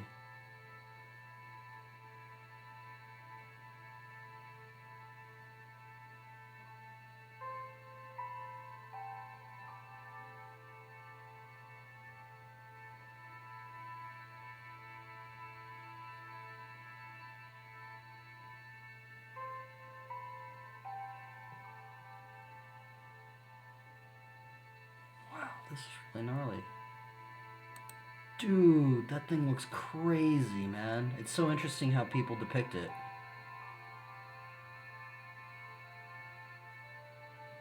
Wow.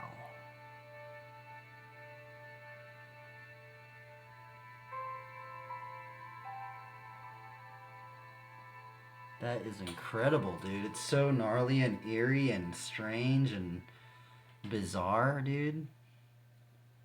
Wow, that's so crazy. He went on. Oh, I really like that artist's interpretation of it. Is very interesting.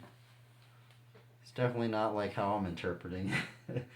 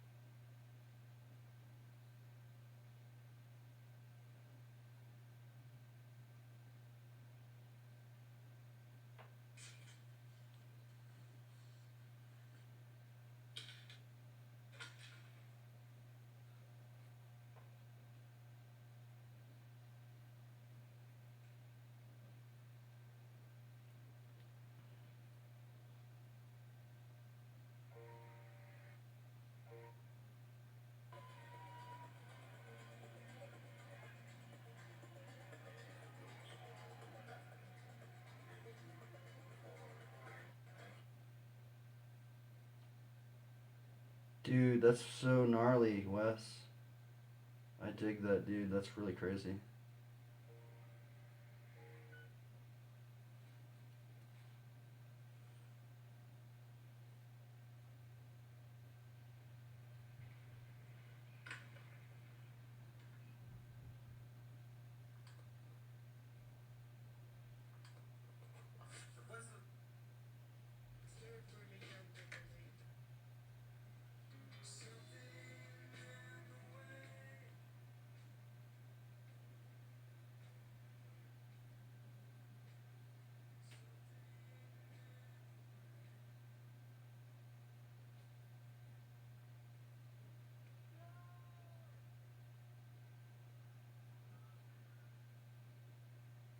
Whoa, that was crazy.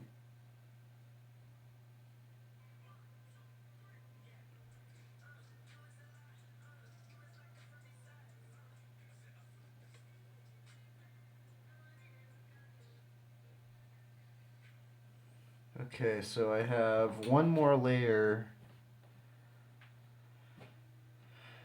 So it's the. Oh no, I actually have two more layers I could do. I could do the pencil now, and then attempt maybe an ink.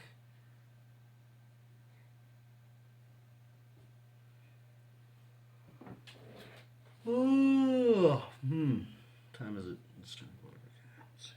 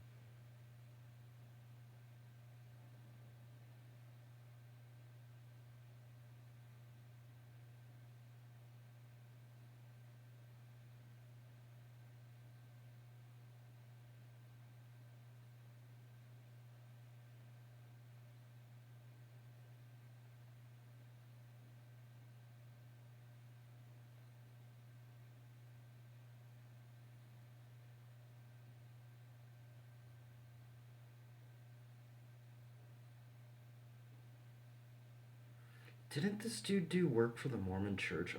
This is a Mormon painting, actually. Yeah, I've seen this guy. I didn't know he did that stuff. It's very interesting.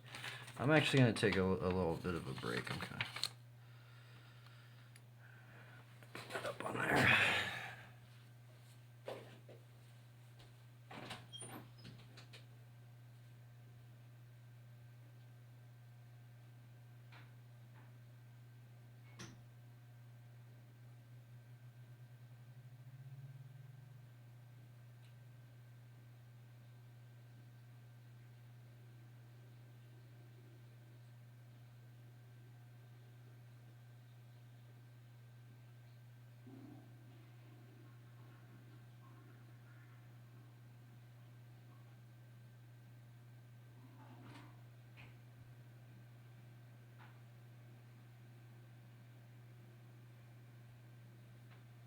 I wish there was a way I could, like, end the stream and then also kind of just, I don't know. I wish there was a way I could end the stream without notifying people and then doing another stream without notifying people.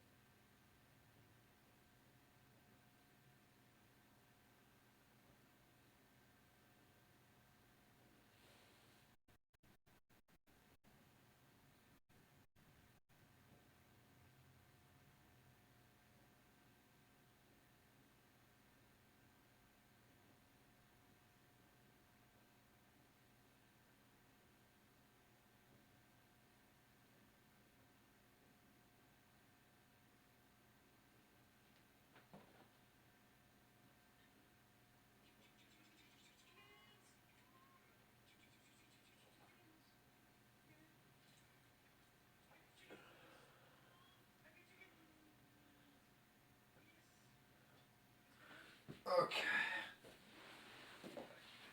Alright, let's do this pencil there, man. Okay, let's see here.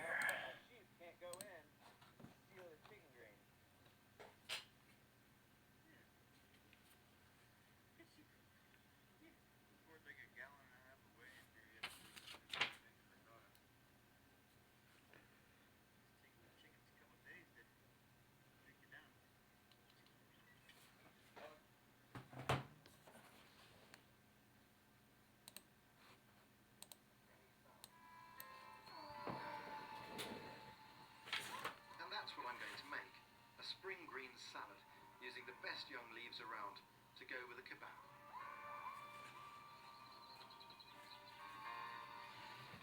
In the forest, the hardest part of salad to recreate is the lettuce component. Perhaps the best solution to that problem is this, the tender young leaves of our native lime tree, which are simply at their very best right now.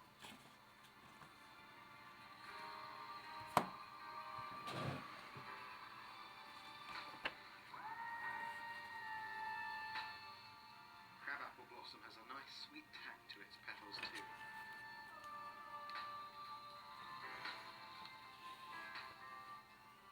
To go with my salad, I want to cook a kebab. For that, I need a nice straight stick. It's green. It needs to be a living stick. If it was dead, it would burn. And it needs to be nice and straight, but not just any stick will do. What I need to do is find a stick of a species of tree, so that if I trim this, it will grow back vigorously. So I'm not going to use beech or a tree like that, which is slow growing. What I've got here is a fallen sweet chestnut. And because it's fallen, there are lots of shoots coming off of it. What I'm going to do is I'm going to cut this close to where the branch itself joins the main trunk. Here, in the bark, there's this saddle-shaped scar. And if I cut it here, the bark can protect itself against fungal and bacterial attack.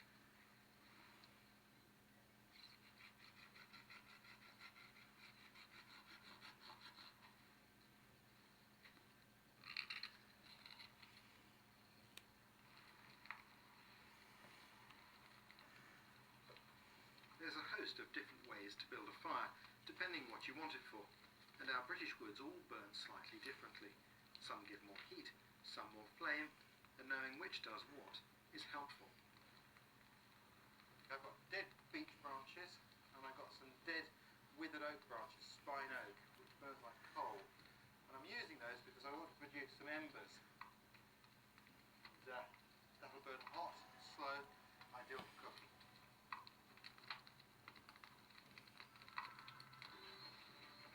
Bark can harbour bacteria, and when heated, give a bitter taste to your kebab, so it's best to clean it off.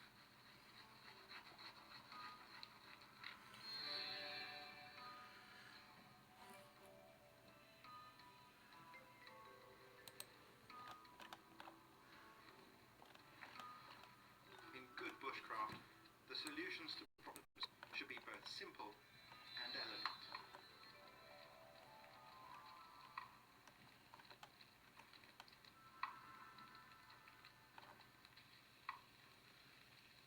Salami is a really useful thing to carry with you as an emergency food. It's got a lot of fat and protein in it, which helps to keep The heck does an ox look like? Also, when you cook it like this, it just tastes fabulous. Gotta look up some stuff for.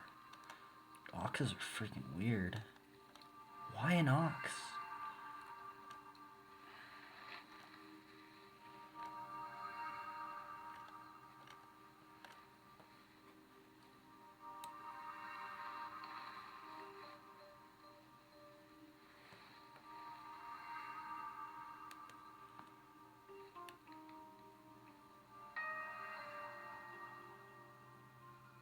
Well, I'll tell you what, I may not have the flair of the TV chefs, but in terms of flavours, I think I've got a barge on there.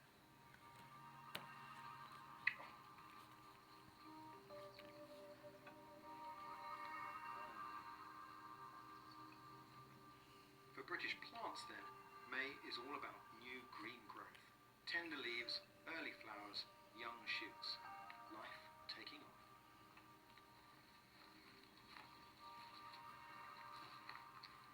In terms of wildlife, it's an incredibly busy month.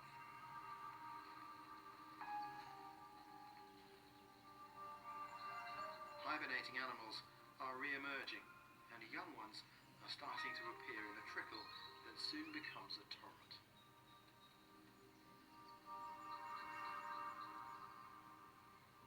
Observing the larger mammals of Britain can be really challenging because many of them are nocturnal. But you can gain a fascinating insight into their nighttime activities by piecing together the signs and traces, the tracks they leave behind in the night. The challenge is that it demands an entirely new way of moving and looking at the outdoors. To track, you have to slow down, and you achieve that by switching on your senses and turning up the volume of what you can see and feel around you. What I'm searching for are things that are out of place, things that shout at me, this is not as it should be. Finding those things requires you to be passive, to take in the overall view, and let your subconscious search the picture and find them. The harder you look for them, the more narrow your field of view, and the less you see.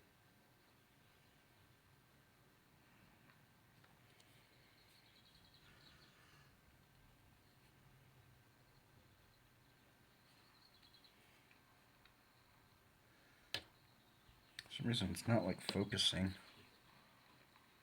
It's like. The first obvious sign are these divots that have been kicked up by a pony. When I look really carefully, you can actually see a tail hair has come. It even tells me the pony had a black tail. There's also some other hair here, but this is different. This is the hair from a fallow deer. Several nights ago, a fallow deer was laid down here. Could even have been in the daytime. And it scratched out some of its winter coat, which is what is left here. This time of year, the coat is changing from winter to summer. And one of the reasons I know this is deer hair is that it snaps really easily.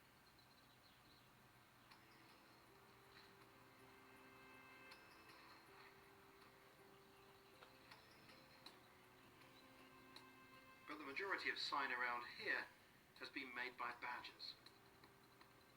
The area is strewn with badger holes, more than 15 I'd say, and some of them are active.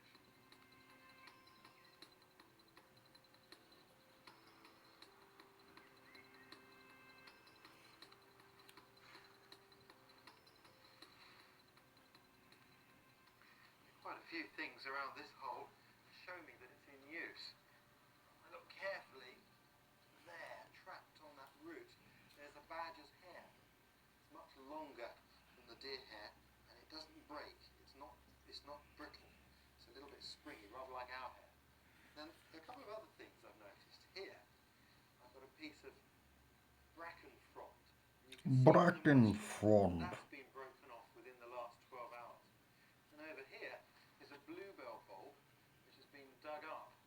Badgers like to eat bluebell bulbs, and sometimes when you walk through the woods you can hear this crunching sound, like people crunching on pickled onions.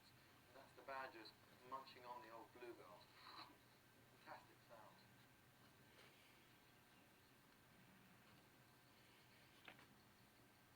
This is a real classic sign of badgers. These are Dude, claw why marks doesn't it left here. A lot of these would have been made when they were still focus?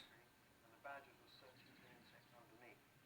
I remember on one occasion coming across badger tracks like this high up on a tree, about 5 foot off the ground. And it was about that Like, wide. why is it not It picked focusing? up and then slid off and grabbed hold of it like a cartoon. And the tracks went straight down, and underneath it was just as rock to the ground. Fantastic sight.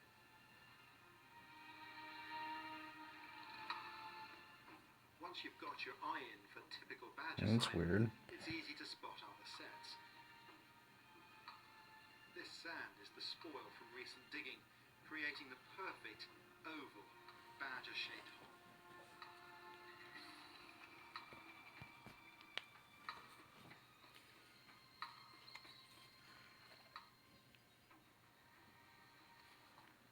It's absolutely classic. This little badger trail that comes up here goes down this hole. It's clearly being used. The reason I'm keeping my voice down is I intend to come back here tonight, sit here, see if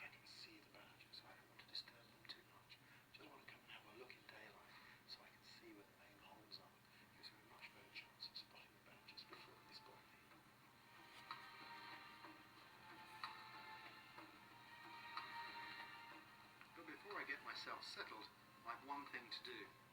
Recognizing animal tracks is a difficult but useful skill to learn, so I'm making a sand trap here, on a path the badgers use regularly.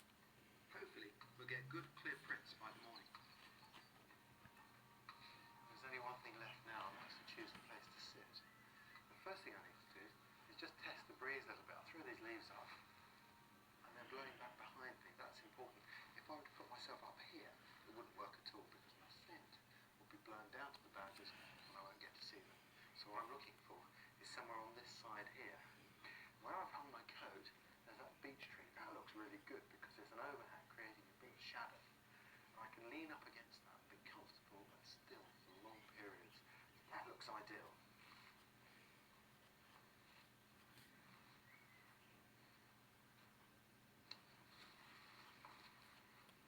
Yeah, that feels comfortable. I've got a good view of the set. Excellent. All I need to do now is to get dressed so that I'll be warm and check the set with a little bit more accuracy. You know, maybe instead of just one big eye. This dark woolen jacket is perfect for sitting out. It's warm, doesn't rustle, and because it looks like moss, I'll merge into the background better.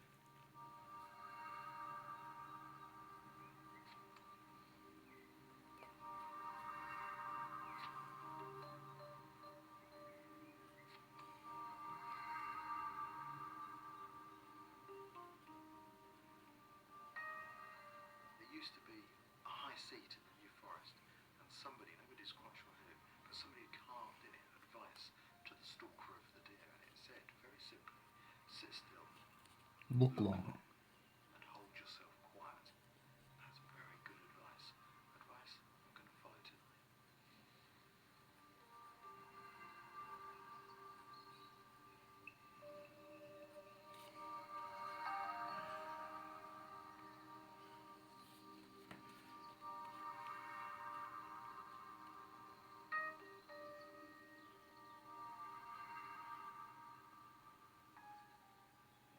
Badgers tend to come out around sunset, so I reckon I've about an hour to wait for them, if I'm lucky. But there's more than just badgers in this forest. And seeing this roe deer proves we're well camouflaged.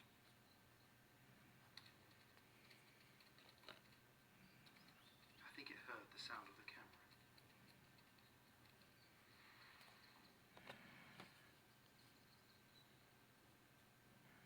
Although our eyes work well at dusk, the cameras don't. So just as we were reaching for the night vision equipment,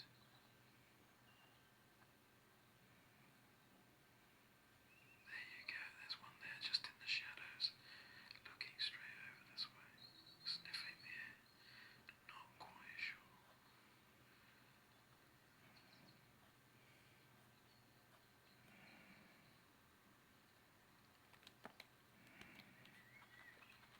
This badger's very cautious.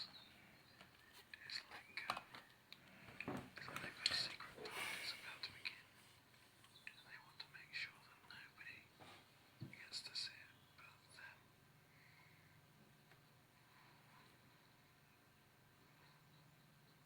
It looks like it's the main hole, but then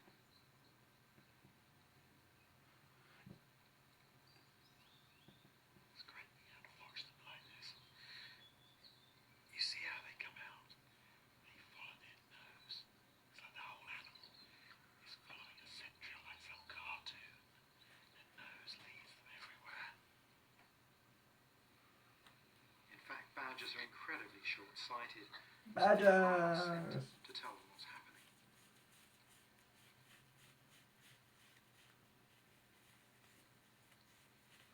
Little baby badgers. It's for one of them to walk in our sand trap.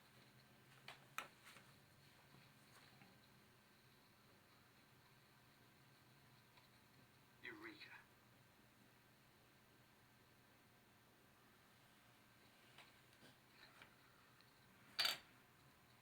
Even better. Even better. 2 badgers. The heck's this I reckon badger? it's time we left them to their party.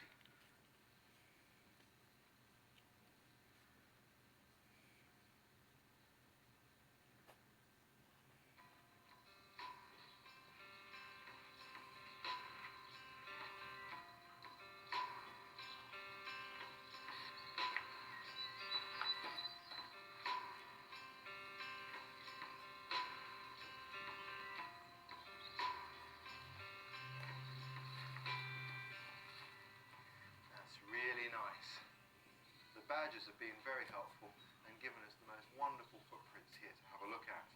Here you can see a lovely forefoot of the badger with the claws showing very clearly the long claws they use for digging. And you can see, look, 1, 2, 3, 4 toes. But actually they have 5. The 5th toe's here. You have to look very carefully to see it. Because they have a wide foot. In hard ground that won't always show. It's fantastic to be able to see all this detail. And I think this mark is made by the badger's nose as he's snuffling around for worms and whatever else he can find.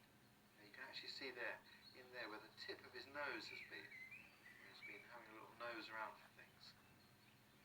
Wonderful. It's great looking at soft ground because there's so much detail.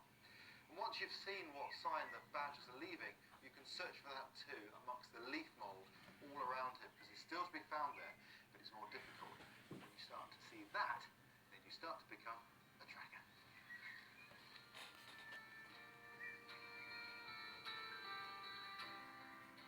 No sooner has late spring arrived than summer is hot on its heels.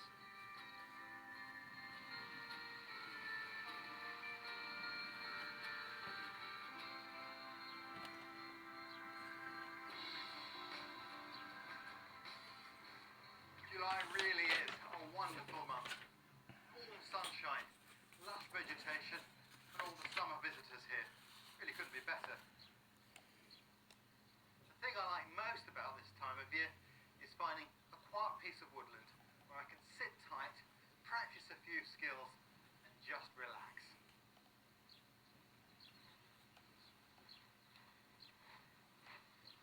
And the best way to find that quiet piece of woodland is to climb a hill.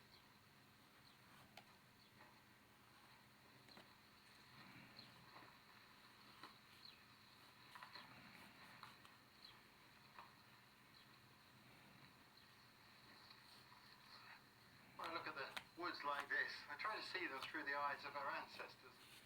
And they, of course, knew all of the trees in that forest with intimacy, because they all had a meaning and a relevance. When I look at it, I see it the same way. I see friends, basically, allies in life. You can see there the light-coloured trees. That's a willow tree there. Good for firelighting, good for medicine, gives a string and other things. There's a lot of oak.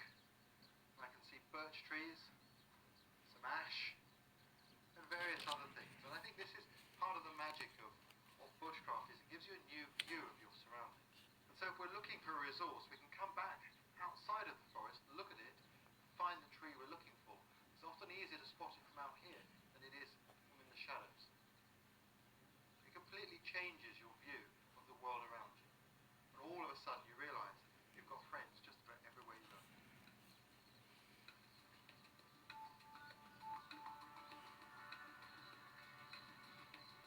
What I want to practice among these familiar trunks is carving. Each wood carves slightly differently. Learning how they work is all part of the tools that the bushman carries in his armour. So to show you some carving techniques, I'll make a breadboard from sweet chestnut and string from willow bark to hang it up by. Willow's got loads of uses. One of the things it was very important for in the past was cordage, making string, something that we take for granted today. And to make string from this, make good string from it, I need one of these shoots that's about that thick, it's slightly thicker than my wrist. And although it's going to look destructive, because I'm going to chop this whole piece down, in fact, all I'm doing is pruning out one branch, and this will grow again. If you harvest this and nurture it, you have many, many shoots, as many as you need, all sorts of jobs, basket tree, string, whatever.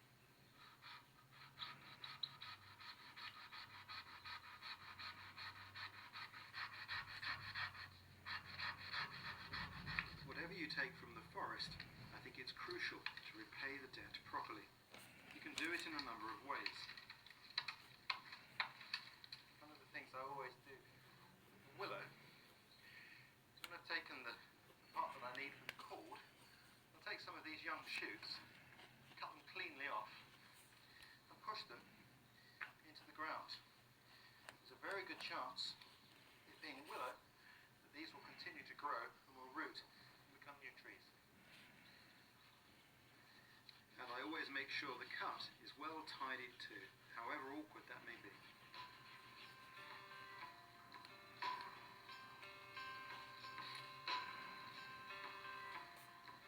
Making cord is quite a long process, but Willow is incredibly generous in giving up her bark.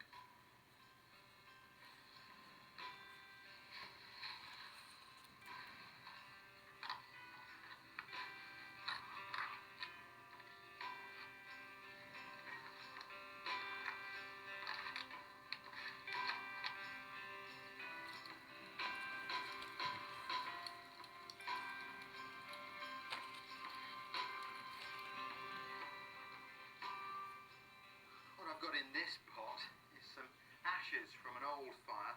They're a little bit damp, but they'll be ideal for the job. What I'm going to do is I'm going to put them in here and boil them up.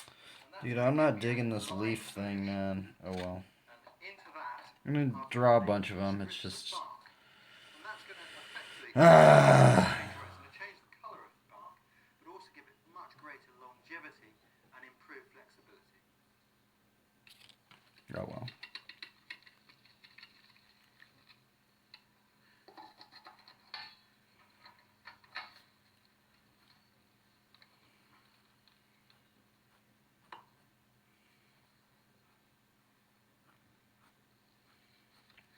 I'm taking off the green outer bark, because if I don't, it'll dry and shrivel and make all of the fibres brittle and prone to snapping.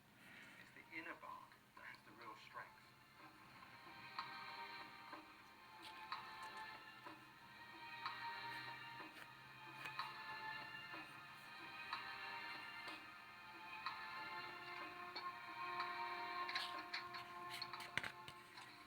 Ooh, look at that lovely liquid.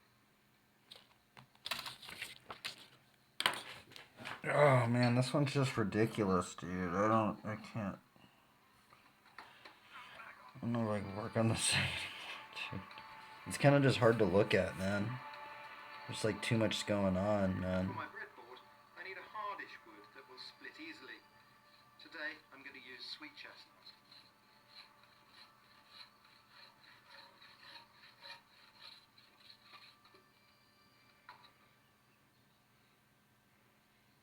Oh well, let's just keep going, huh? Smell, sweet chestnut. Let's just keep going.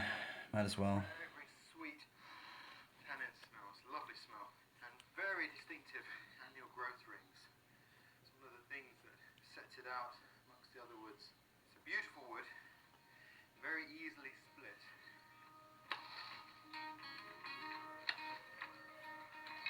It means I need to choose my piece very carefully.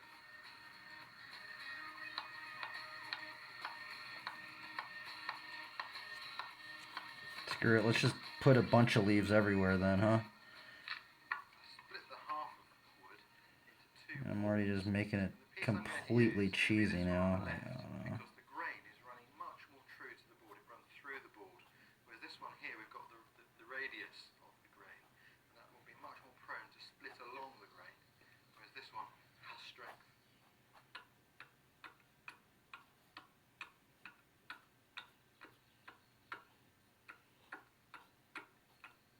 I can pare this down to a reasonable thickness if the axe is very sharp.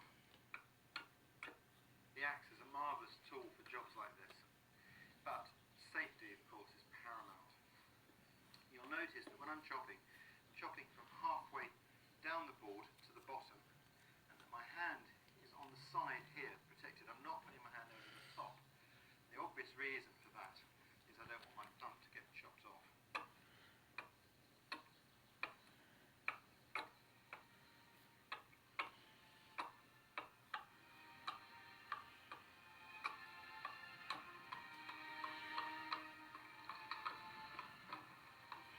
For the bushman, sweet chestnut is useful elsewhere too. It's strong, flexible, and rots slowly, so it's perfect for making long-term shelters. You have to be careful when you burn it though, because while it splits well, it also spits like mad. The tannin in the wood will pitch your tools unless you clean them well afterwards. To make concave cuts,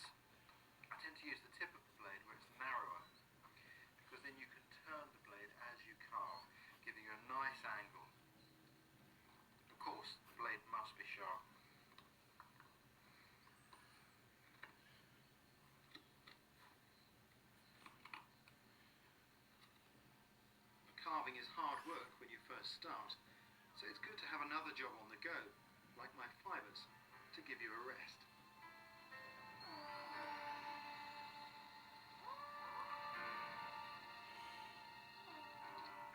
They've been simmering for about an hour now, and though they're a great colour, I'll have to dry them before I can use them. That's because bark shrinks most when it dries the first time.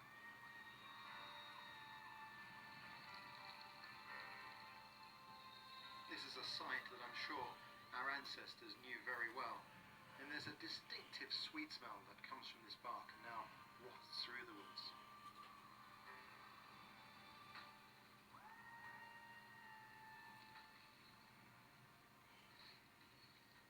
What I'm doing here, I'm just putting this little bit of embellishment onto the piece of wood. It's nice to put a bit of extra design work on there. Gives it a bit of character.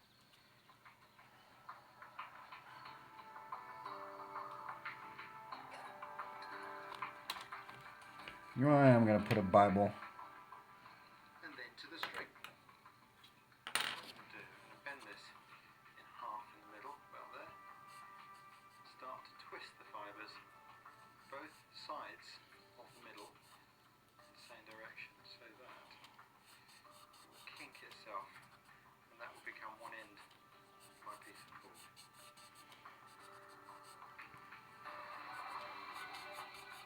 And then you just keep going. Both strands turned in the same direction will naturally twist together.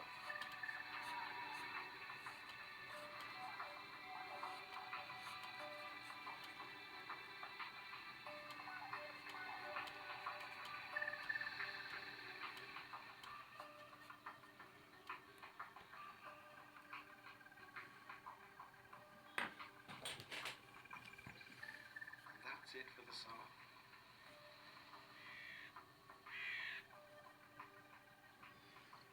I'm heading north, far. And it's gonna be like.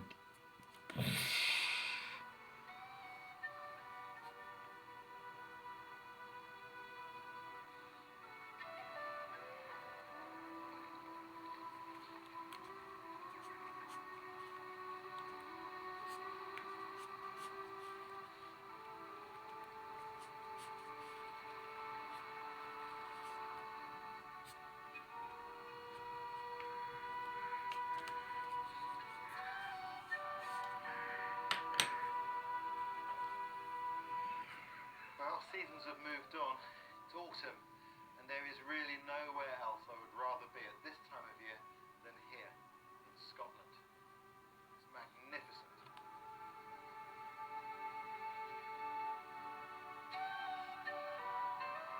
It's well over 20 years ago now since I first visited the Scottish Highlands in the autumn.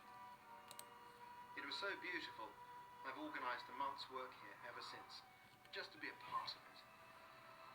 This whole landscape is great for bushcraft, but my favourite place to start is up in the hills with someone who knows them, looking for the wild red deer. Peter Ferguson is the stalker on the Rocky Mercus estate.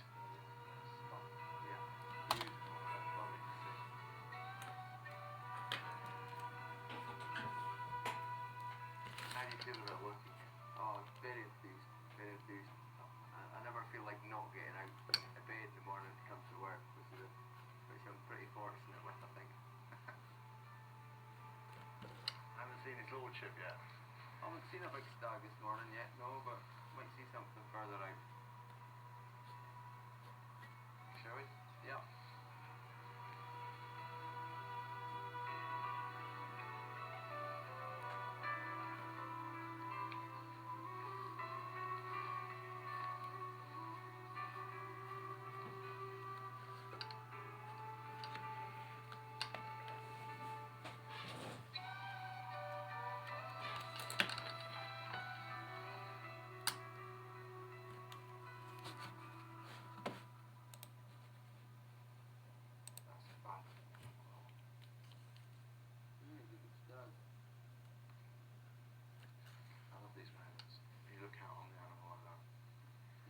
That's part of the challenge, is actually getting close enough to the animal.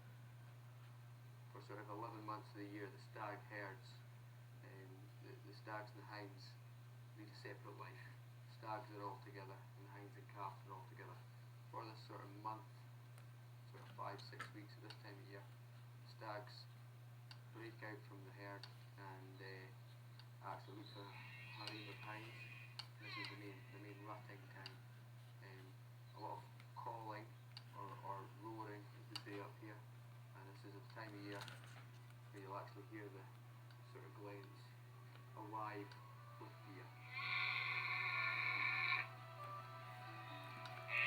Dude, this one just has too much stuff going on, man. It's like there's so much stuff on it, dude. So we're a week or so early, but it's a magnificent sight if you manage to catch it.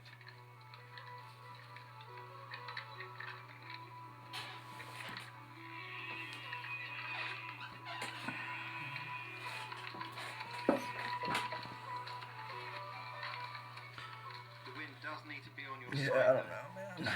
I think they're too hard to draw, dude. It certainly isn't today. I don't know about you, but I'm looking at deer and I've got the wind on my neck, which is just wrong, isn't it? Yeah, it's been swirling about all day. Normally by this sort of time of day you'd maybe be expecting the wind to settle in one direction, but it makes it very difficult when the wind This one just has way too much stuff in it, man. It's like, it's just chaotic, man. It's like so, like, oh, man.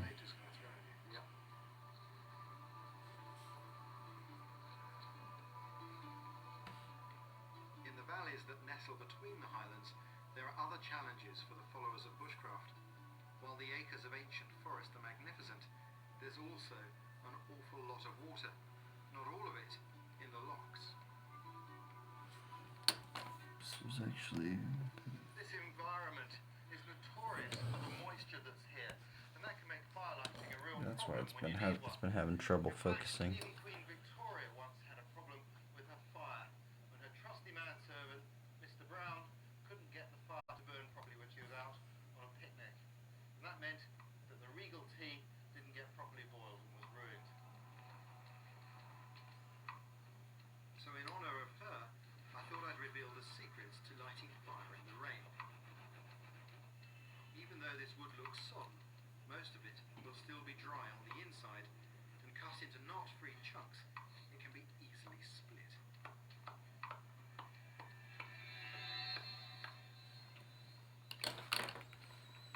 And this is the secret for Mr. Brown. We're done.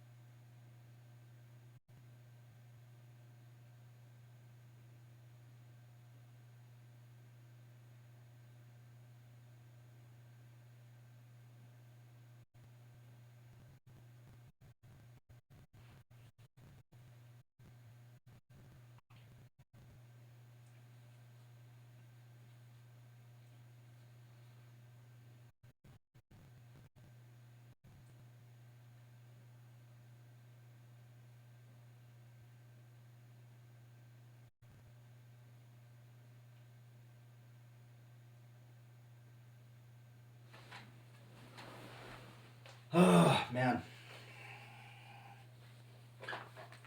Gosh, this thing is just so chaotic. I kind of don't want to keep working on it. Ah! It's too chaotic, man.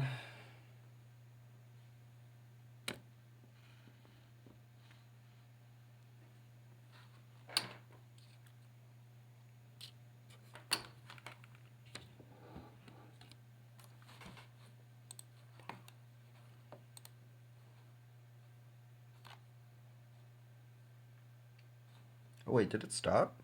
I think my stream stopped.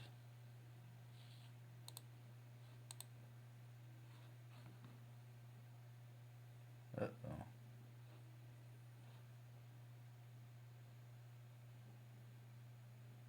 Darn, I think my stream stopped. Like it's not working.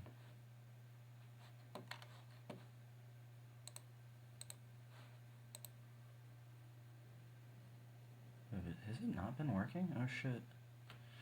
Darn.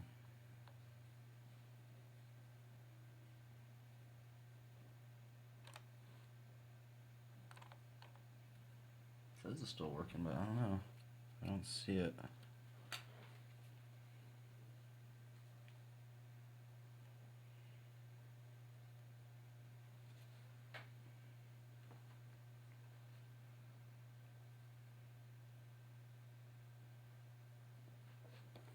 It's like, I think I portioned this out wrong.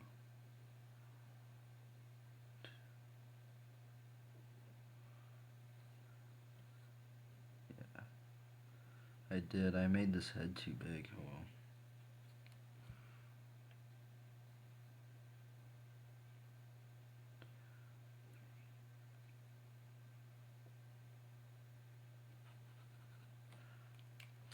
Just reevaluate a little bit of this. When I was doing that, I kind of like messed up a lot of the proportions actually.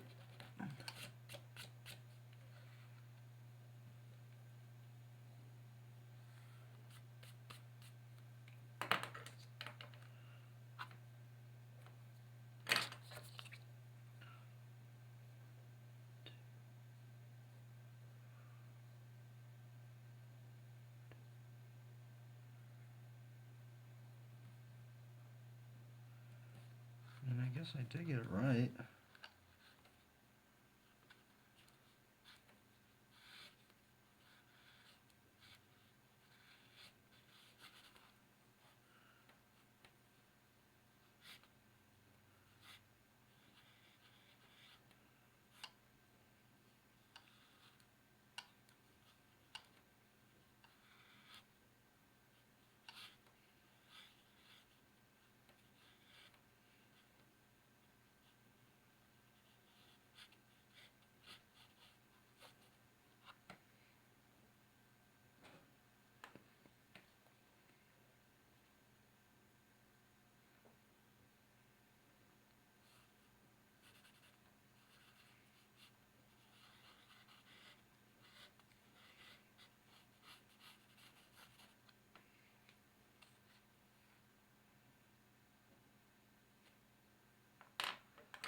Maybe I should have the legs like.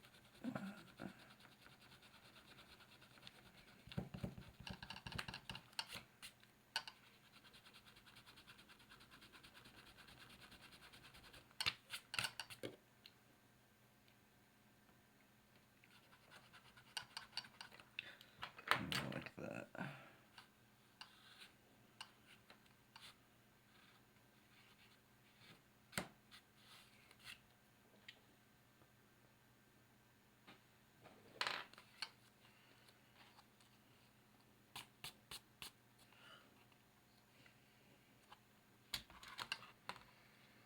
Oh, I can't tell anymore. Gosh, this thing is just too. It's too chaotic, man. I can't even keep working on this thing, man.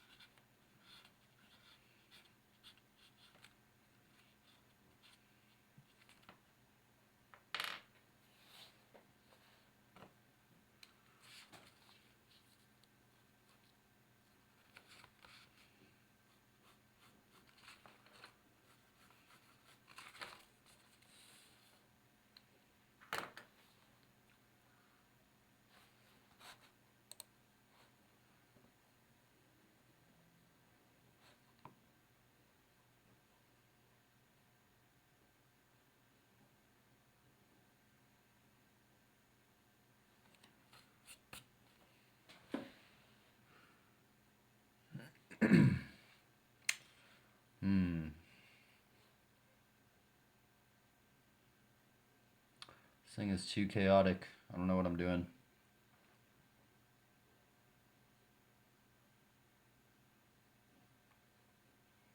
I guess the problem is I should have done it on I need to like do it on a bigger piece of paper to maybe get the scope of like the wings and stuff.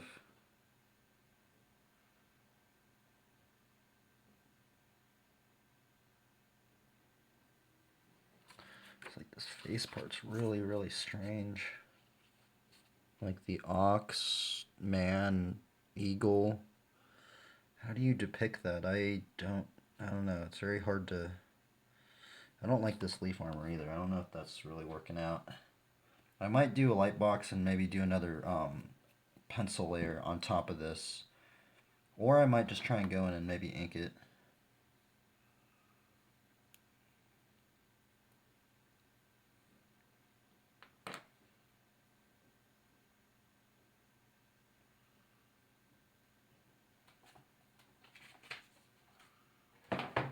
Let's see what happens if I light box it.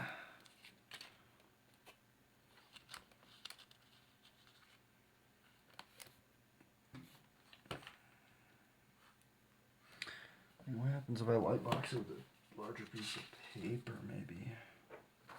Scope of the wings, maybe.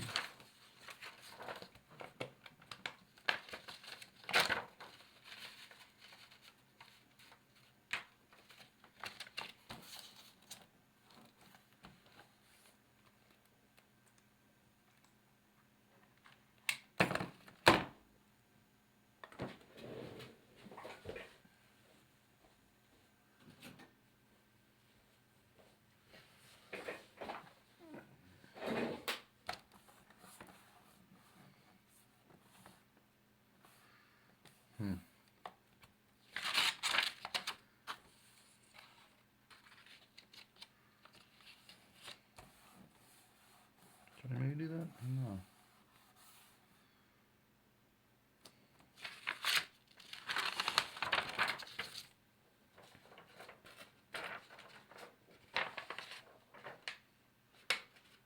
I'll just do it like this.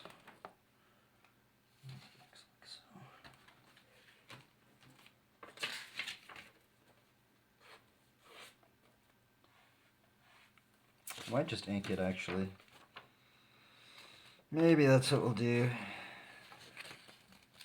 You know, I probably should do another pencil layer. Should probably draw it reverse actually. Just to see if it works horizontally. I guess it kind of works horizontally. Not really.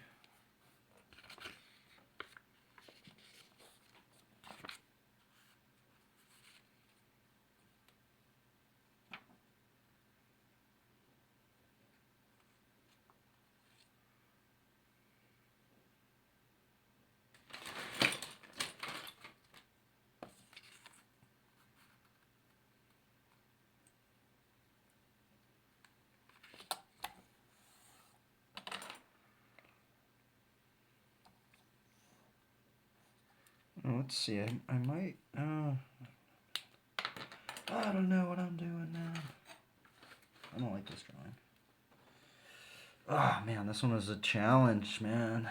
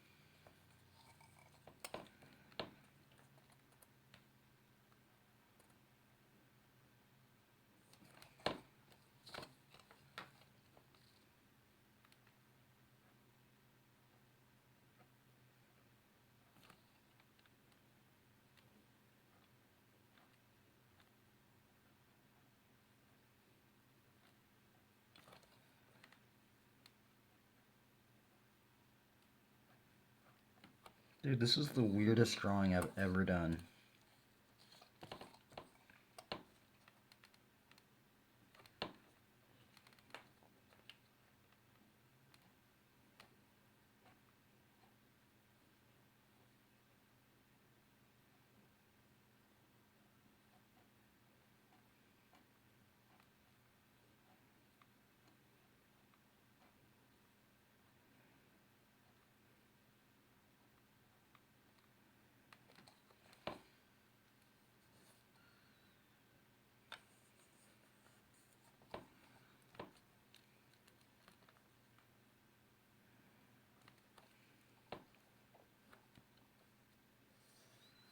Gosh, I don't know if I should do like the, I might not do like the leaf armor. I might do something else. Oh, darn. This has a ink mark right there. I must have messed up my pen somewhere. I kind of don't know about this, like these eyes in the middle. I kind of don't like that. I don't think I'm going to actually do that.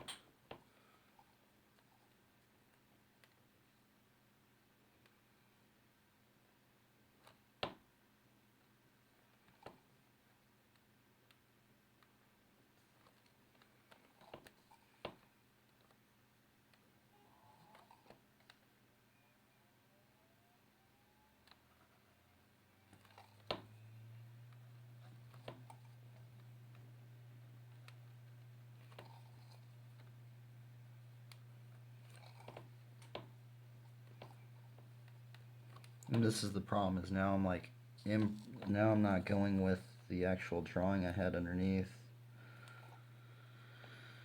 Yeah, well, these could be leaves.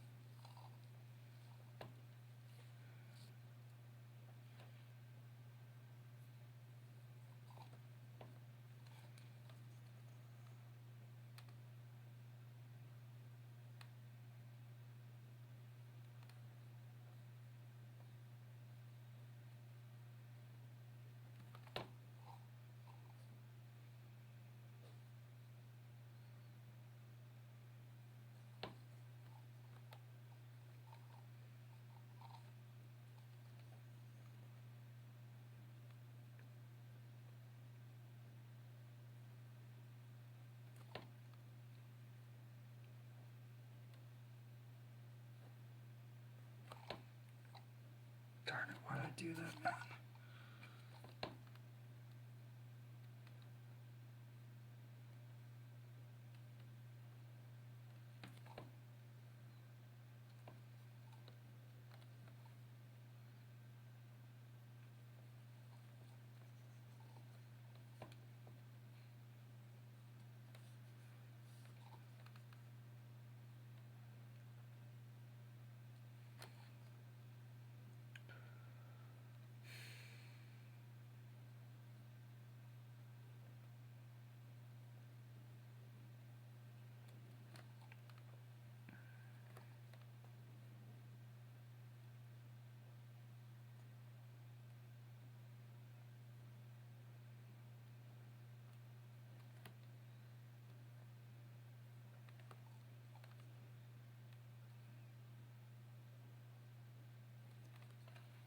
Oh my goodness, dude. Oh well. This is like not working out. Oh well, I'm just gonna finish it and then just. I don't know, I think it's because I've been staring at it for so long, you know? Up there listening. Oh. Split wood. Just gotta get it done and we're just gonna put it away. Wood which has not been split. I don't gotta work on it anymore. At least I gave it a go, huh? What I'm making is one of the most undervalued Super forms of cringy. tinder, the feather stick. I try to bulk up the shavings by starting to make the first shavings move away from my hand by lifting the point of my blade, like so. And then I work more gradually, bringing the shavings towards my hand by dropping the point. That way I get many shavings in a small area. They'll light with a match, but if your matches are soggy too, make really thin, tiny shavings alongside. These will catch from just a spark.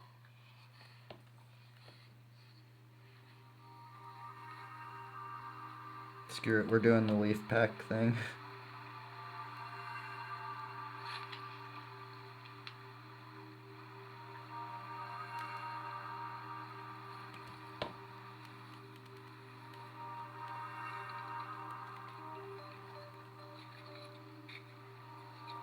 So I think if Queen Victoria was here today, we could assure her of a good hot cup of tea. If you're wondering why I've lit this fire quite so close to a stream, there's a very good reason. Here, the ground itself can burn. With all this moss in the forest, underneath you get peat. It's very important we don't light a fire up in the forest itself, because we can set the ground alight and it can smoulder unseen for months sometimes before coming back to the surface and starting a forest fire. By coming down here onto the gravel by the river, not only is the ground not going to catch fire, but I can put the fire out easily with water from the river, and when the floods come, any ashes left will be washed away.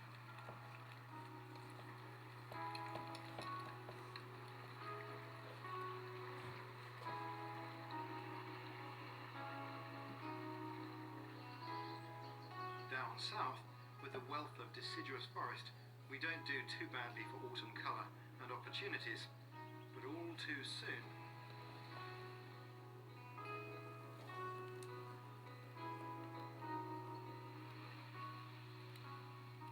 Winter, we've come almost full circle, and once again the woods are calm and they're quiet. This is the time to reflect on the months that have gone, and also to get ready for Christmas. With most of the forest taking its winter sleep, it's a bit like wandering into a theatre after a performance. There's a sense of great activity just finished. This time of year, one of the greatest joys... Maybe we'll do like a little eye. For me, anyway, personally, is to come out and make a decoration for the coming festivities of the Christmas season. What I want to make is a wreath, and as it's winter, this hazel needs just a little bit more coaxing to make it bend. It helps if you taper the ends.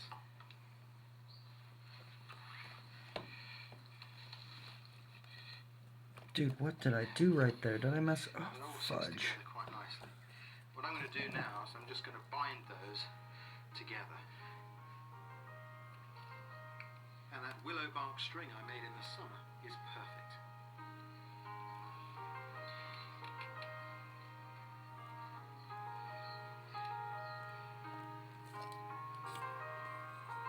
Then it's a matter of just gathering whatever's around for decoration to take back to my bit of winter luxury.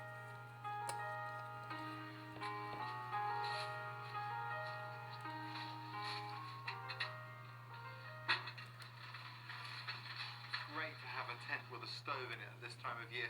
With a long, cold evening, this perfect. And there's some real advantages too. A wood-burning stove like that with a chimney means that you don't get smoked out, you burn less firewood, and you don't leave any fire scar on the ground. The best thing though is if it pours with rain or it turns really cold, it doesn't matter, because that is a real home from home. It's designed for use in Arctic countries originally, and I've spent months living happily at -30 in one just like this.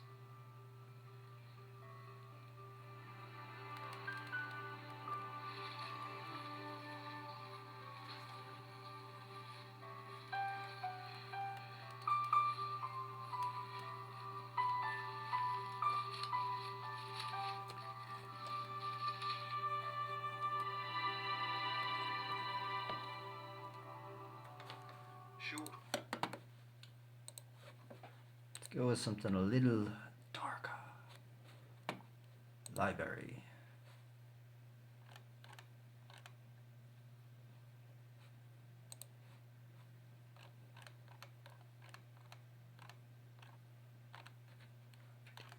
Is it an art videos? I think it might be an art.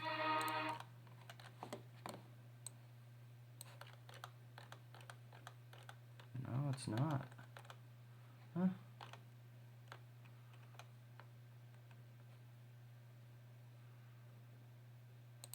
I'll listen to Maka de Ježevic. No, I want to listen to that one, dude.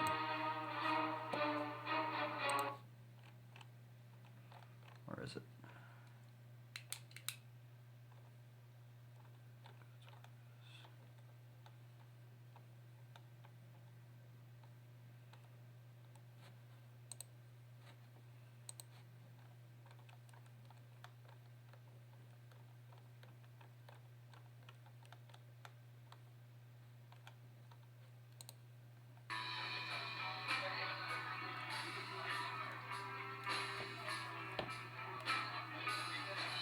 Private view of a contemporary art show.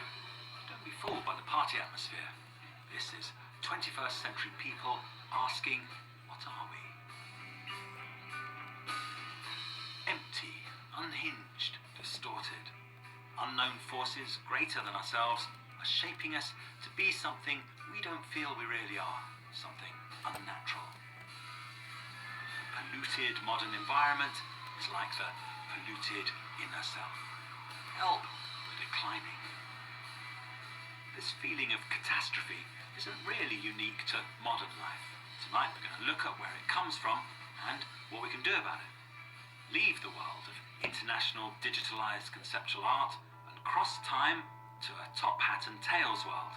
A private view at London's Royal Academy in the 19th century. The British are our focus tonight.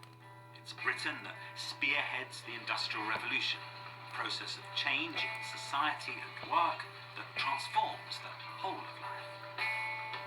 The origin of our modern anxiety is in that momentous change in human consciousness. We feel we're losing our individuality, our creativity. We feel meaningless. Tonight we're going to meet a Victorian who thought he could fight that process, and civilization could rise again.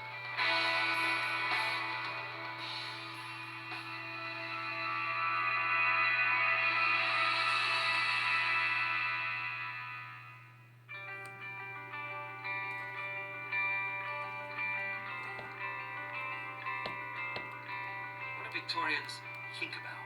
They think about scientific progress and history and human nature.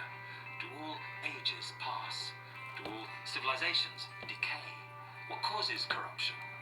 The man who freaks Victorians out with these thoughts, who sees the problems of the world on an epic scale is the subject tonight. He's an art guru, John Ruskin. His life's work is about the power of art to save souls. The power of art to Ruskin was a save great battling, souls. critical mind.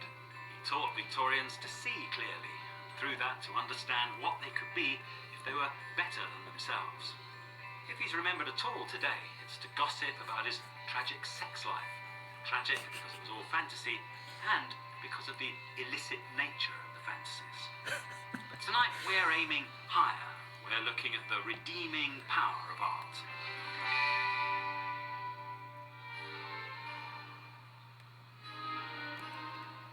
Art is not just a distraction from the grueling trip of life, it is life. It is our imaginative proposal of what life can be. Ruskin is the prophet of why art matters. He says, you don't live a fulfilled life, you're a slave. You've sold yourself, you live in a world of exploitation. You don't connect to the things around you, they don't reflect you, you're alone. You live a half-life. You can live a full one through I kind of want to just do one art, as in leaf. that I mean, which it makes seems life so worth living. cheesy, but Saying all this in the 19th because he century. was kind of wearing Ruskin like died a over 100 years ago in 1900. I think what he's saying is still fresh for us now. It can still help us. I think it can actually save us.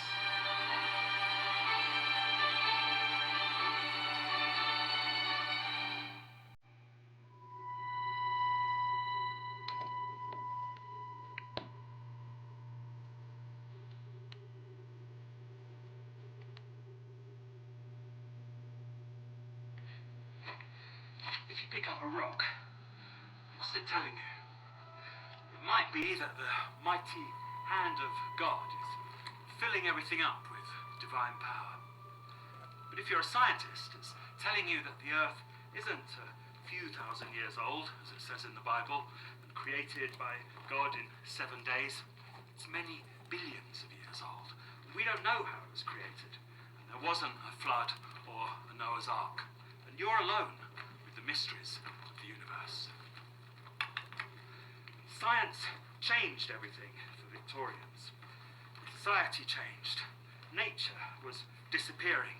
Nature wasn't something you lived in and ruled your life and reflected your inner being anymore. Machines ruled life, and they didn't care about your inner being. It was brooding thoughts like these that occupied Ruskin on his trips to the Alps. The mountains are in his mind when he's thinking about social transformation. Rural agricultural culture changing into an overwhelmingly industrial civilization. A new money culture replaces nature and God.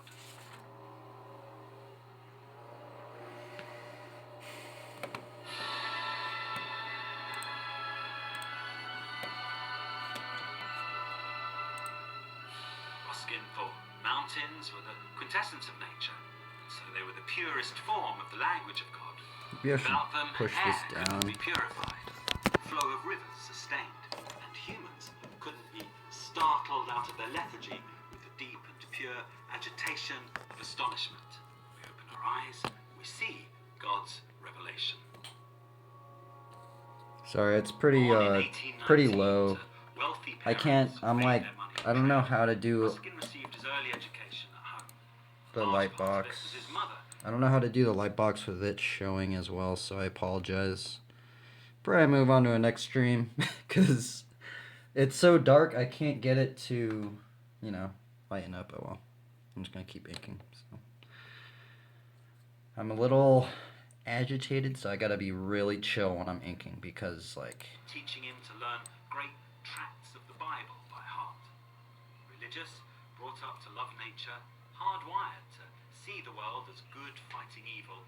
The element needed to make Ruskin was an artist. Turner. How can mere paintings reverse civilization's decline? Coming up after the ads, a big blast of consolation for humanity's lost illusions. Art influencers on Instagram have a the heck deep, is dark. this? Oh man, commercials. And I want to show it to you because Bring the vibes down. In the 1840s, John Ruskin put put art, man, and nature together, and out of the impact, he drew great moral lessons to redeem a corrupt civilization. The man who fires up Ruskin to become the guru of the age is the great landscape painter J.M.W. Turner. Turner paints nature, not just the look of the weather exploding into typhoons and storms with the sea roiling and the sky rippling, but the emotion of that experience. He paints the truth of nature. He paints nature's power.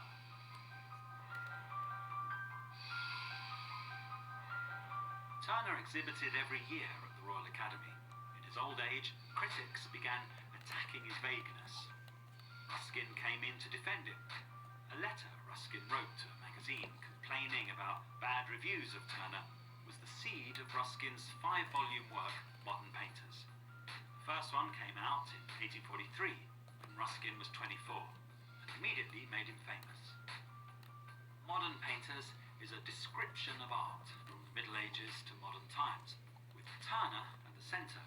Rather than vague, Ruskin says Turner is realistic. Turner's landscapes don't obey fake conventions found in Victorian academic art, the equivalent of not being well-mannered in society.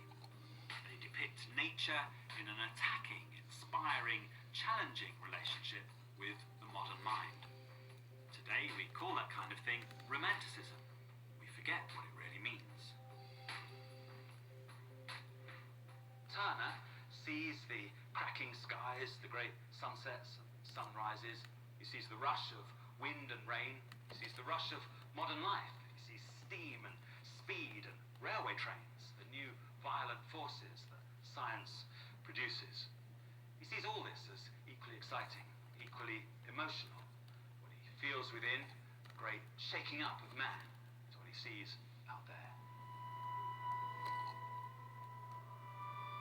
Ruskin was an artist himself, but he didn't consider his own stuff art in the same way as Turner's was. Ruskin went to the same alpine passes that Turner went to and painted the same scenes himself. But the pictures are nothing like each other. Turner's dramatic, vast, powerfully emotional, rolling explosions of mists and rocks, while Ruskin's just some rocks. This is by Ruskin. He records what he sees. This is by Turner. He transforms what he sees. They're both exactly the same mountain location. Turner travels out there. He lives the reality. He understands the structure of rocks. He knows what cloud formations are, what the weather does, how nature operates. And he comprehends all of that with his own natural feeling. Final painting is all of that. In the late stages of his art, Turner has gone on to a new level, elemental, powerful, sublime. But the audience doesn't get it. Victorian polite society doesn't see the truth in his late style, but smeary landscapes done by someone they think of as a social primitive. It's Ruskin who rescues Turner's reputation. Everybody thought Turner was a git. He is an incredibly annoying guy as far as communicating goes. He mumbles, he sneers, he gets in strops, he walks out of meetings. He won't account for himself. No wonder the public wants to cut him down to size, even though he's only 5 feet tall. He's too suddenly rich, too suddenly established, too suddenly successful. He's too enormously ineffable in his mist exploring. He's only the son of a barber. He's too working class to be sublime. For Ruskin, Turner's mental processes are the same as his own. Turner paints as Ruskin thinks. Art as This is revelation, crystal. like God's revelations. It's like a crystal warden. A slave ship in a storm, given to him by his father. It transfixed Ruskin. He saw in it God's salvation, man's cruelty. He saw the scale of nature versus the vulnerability of humanity. By expressing all this with such intensity, Turner reveals art's inner purpose. Art is not just a trivial enhancement of life that you talk about in a stilted, false way to impress people. It's about something tremendous. can and absolutely should change your life. Ruskin saw that in this painting, Turner's mists shower us with the mighty realization of our presence here on earth. The laws of how to live come tumbling out of Ruskin like a new 10 Commandments, with Turner's art as God up the mountain. In modern painters, Ruskin proposes what he calls the law of help. In a plant, he writes, the taking away of one part injures the rest. If any part enters into a state in which it no more assists the rest, and has thus become helpless, we call it dead. The power which causes the several parts of the plant to help each other, we call life. Ruskin goes on to say, the intensity of life is also intensity of helpfulness, completeness of depending of each part on all the rest. Ceasing of this help is what we call corruption. Ruskin sees this law is worked out as no place in the industrial, mechanized world. Unless we remedy that, he thinks, we are lost.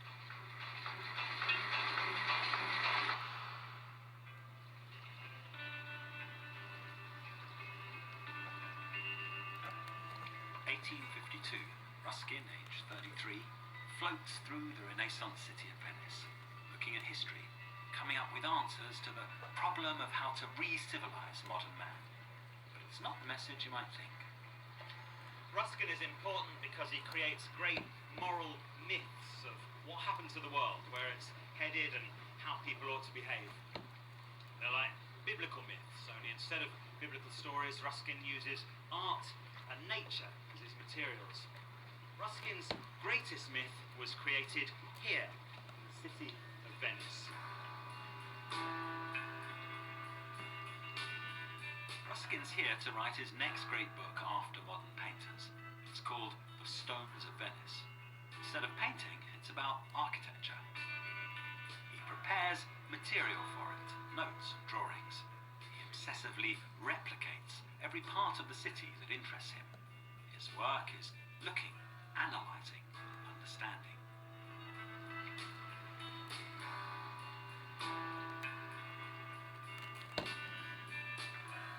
What architecture does, Ruskin thinks, is it expresses the values of a civilization. It expresses its soul. You can see the spiritual health of a civilization in its architecture. But when the civilization goes wrong, you can see that too. Civilization going wrong is what Ruskin sees in the Renaissance. Ruskin is the guy who comes up with the radical idea of a bad Renaissance instead of a good one. He sees the Renaissance as the first step toward the alienated, spiritually empty world of today. Ruskin says, Renaissance bad, the Gothic good. Architecturally, Venice is a mixture of styles, still surviving from different eras. To see what really matters, Ruskin says, you need to go back before the Renaissance to the medieval Gothic. The Gothic is all about contrast and surprise, one texture against another, different forms accumulating and supporting each other. This is St. Mark's Cathedral, full of Gothic features. And this is the Doge's Palace, even more Gothic. The Doge is the governor of the Republic of Venice. Medieval labourers who work for him believe their rulers are good, Ruskin says, and they believe in their own individuality, which is connected to nature. It's the labourer's individual creativity that's valued. It's not just knocking out something standard and uniform. The carver contributes to the good of the whole simply by expressing himself. The society is healthy. It's Ruskin's idea of good government, reflecting his law of health. The craftsman feels part of nature. His feet are firmly on earth, while the towering Gothic structure he helps to build is a brother to the mountain that soars up to God. What you're seeing is inspired wonkiness. In a row of windows, a decorated arch pops up for no reason. The line of windows suddenly drops a level. The bricks change tone unpredictably. The pattern keeps changing rhythm. But nothing feels out of whack. It all rights itself, Like a plant, the building reaches fulfillment through all the different individual parts, cohering and cooperating. Ruskin thinks the Renaissance style that comes after the Gothic is only cold perfection, not based on trees and mountains, but on squares and circles. Symmetry is sterile. It's not about parts expressing nature, each in a different way, but a streamlined geometric whole that ignores nature. Where's the pleasure in sterile architecture? Where's the individuality? Where's the human soul? Here, the society is sick. The labourers working for Renaissance princes, glorifying themselves, are not artists creating, but automatons slaving. There's no shared vision of nature uniting the powerful and the poor. The labourer's spirit is deadened.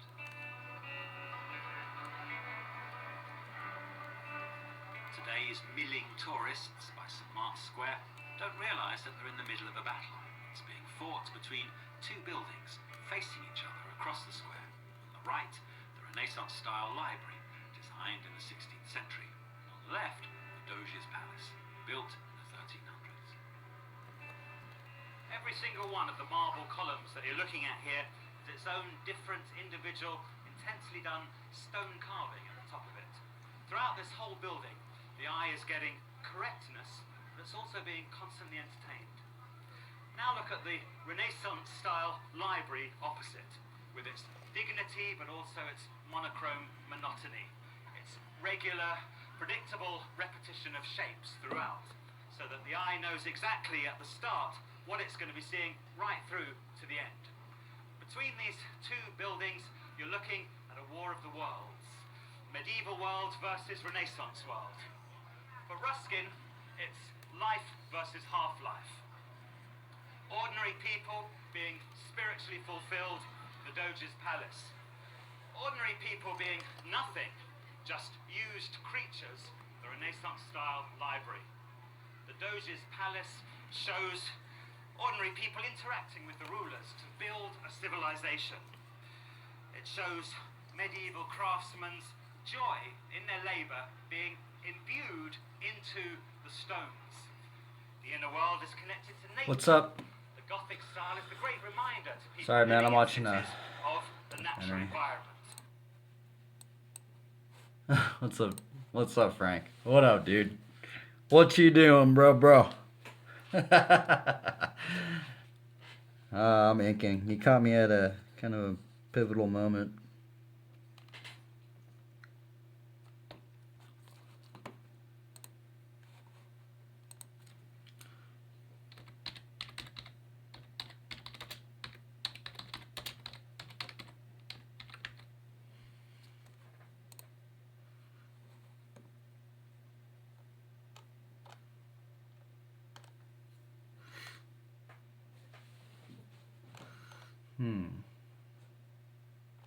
Trying to figure out how to draw lightning. I kind of already drew it a little bit. I might actually do this part in pencil again, because I kind of don't know what I'm doing up in here.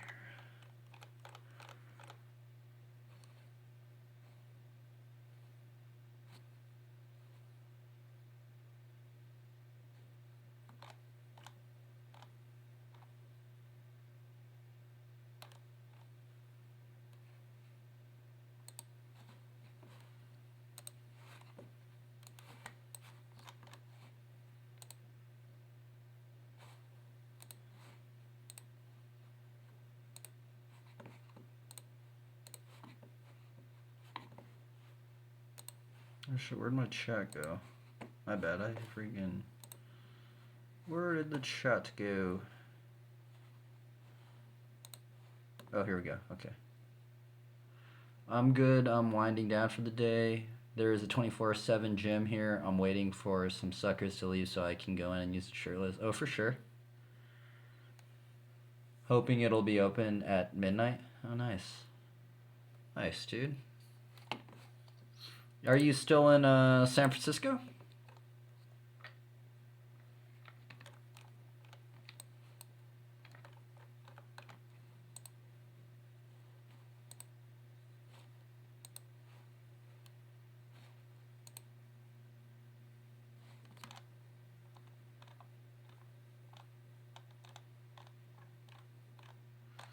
Darn, lightning spell's hard to draw.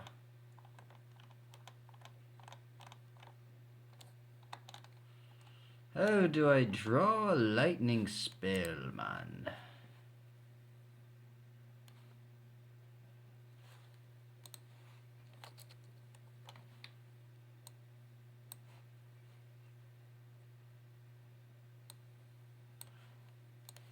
Yeah, here till Friday, and then back to Boston. Oh, sweet, man. Sounds like fun time, dude. You been enjoying it? Are all the bars open over there? I remember when I was in San Francisco, dude. There was this one street. I don't know what street it was, but there's just so many bars on the street, and I remember there was like so many different like styles of bars. It was weird. It was crazy, man. I'm gonna draw this in pencil just because I'm not quite confident on what I'm doing here.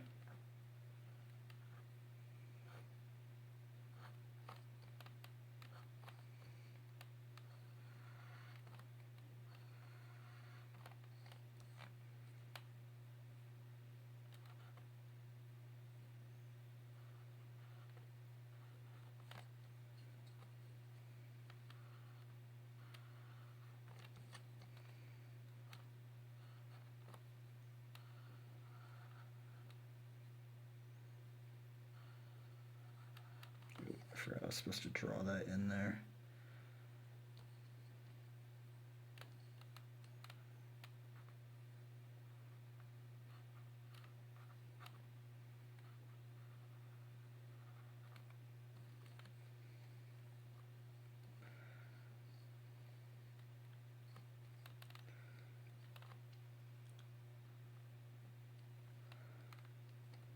Okay, how do I draw this light bolt?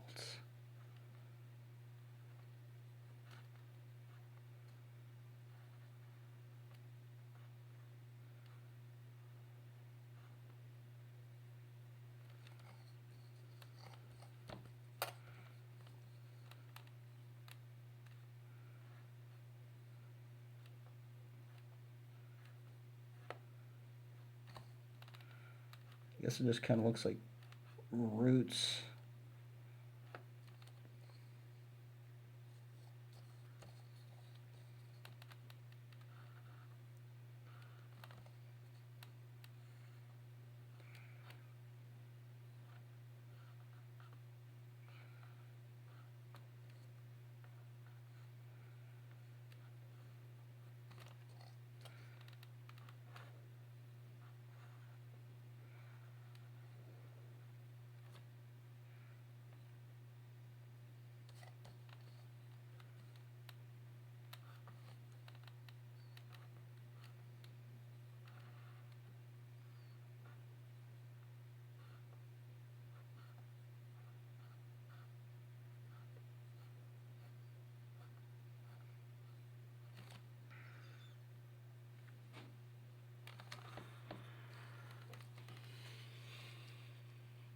Let's see here.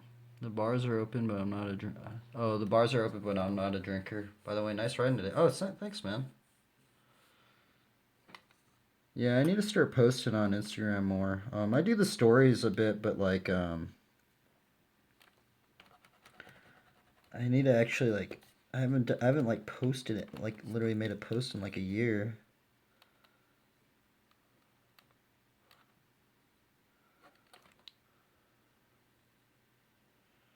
Gosh, lightning is super hard to draw, man. I don't know what I'm doing right up in here.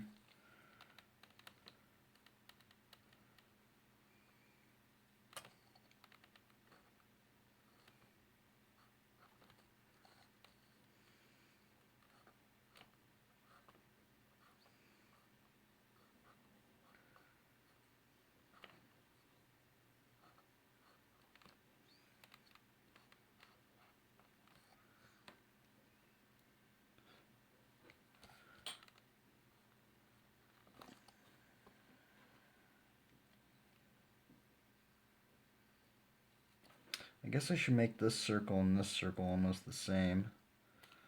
Yeah, that's what I should do.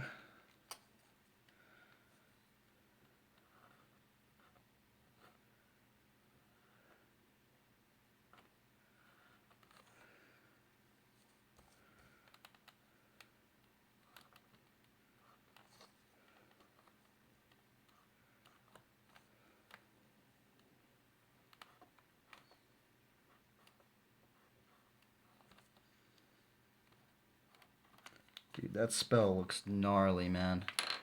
So yeah, this is a biblical character. This is one of the description of one of the four living creatures that Ezekiel talks about.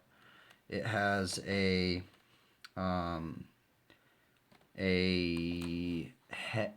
four faces. It has a head of an ox, of a man, of an eagle, and then a lion. I didn't do the lion on the back. In the scriptures, it says that it has a crown of crystals or something like that, and it's a living creature with eyes in the front and back. And then there's something with circles or something like that. So I made this like circle weapon thing, and I guess they're like enthroned on like by God or something. And that's why I made this more of like a weapon, because I kind of like, I was thinking if this creature was literally by the throne of God trying to protect God, it probably wouldn't just be like some just dude that's just, that's why I made them all ripped, man, because like it's probably a protector or something like if it was like that close to, the throne. And so I kind of, and then so like this circular thing. I don't know. Remember in Warcraft 3, the chick, who's that girl, and she has the warden weapon. That's where it's kind of like this dude has that, and he can throw this. And then also like in the scriptures, it mentions like you see lightning and stuff. Like he has lightning. He has four wings, which I didn't really draw too. I didn't really depict that too well.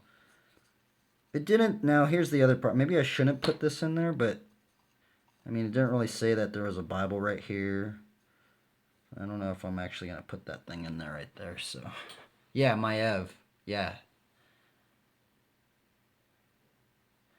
Yeah, this is like a Maev weapon, like a warden weapon.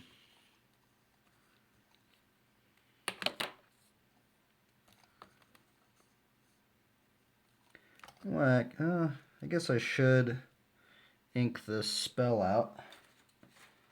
Kind of dig that spell now, but hopefully I can get it down.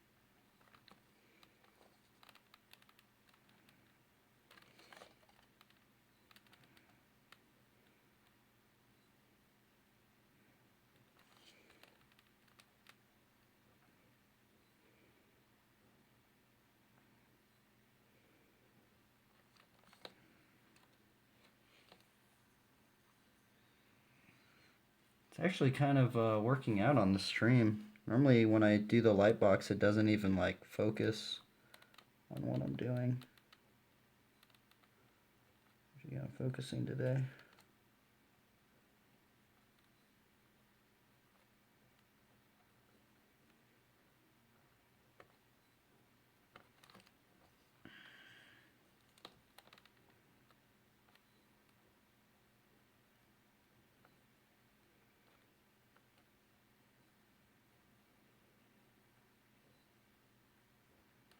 Oops. Man, my pen's like going out on me. Come on, pen. You were working so good earlier.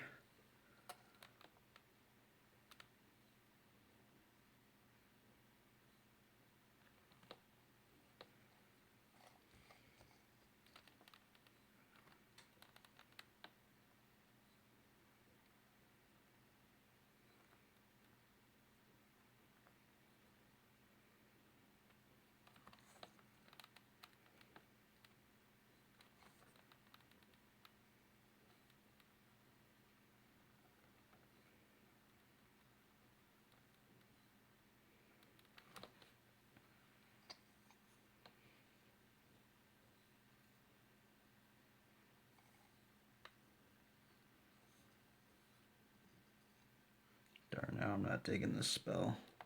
It was kind of looking kind of cool, but nah. Now it's looking a little cheesy. Oh well.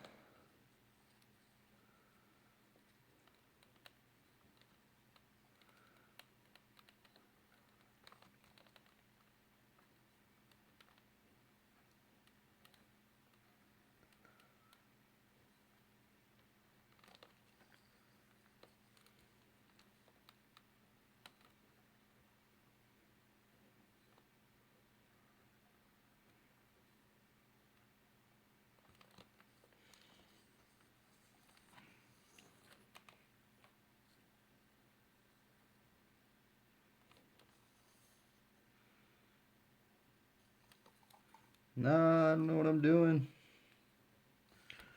It looks weak. I knew that this spell was gonna definitely be the... I should have just kept drawing it because I just think I ruined everything.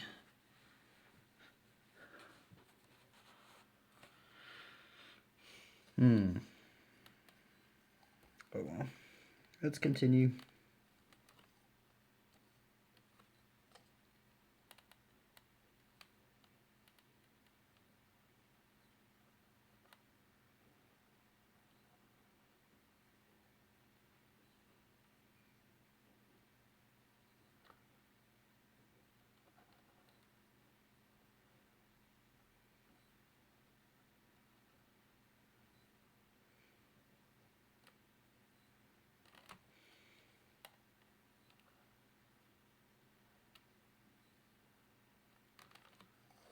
Fudge, man.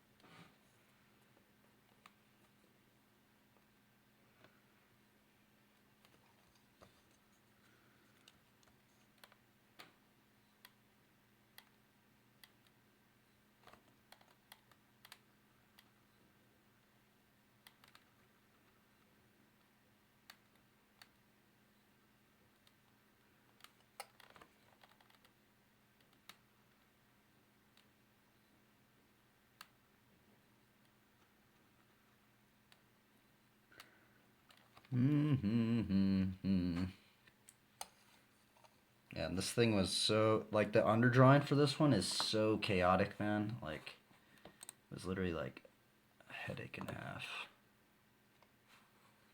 Needs music up in here. What was I watching? I'm just gonna have this back here. Today's mean there's barely time to sort the essentials of firewood and light before darkness falls, and the long evenings prompt contemplation of the year that has been.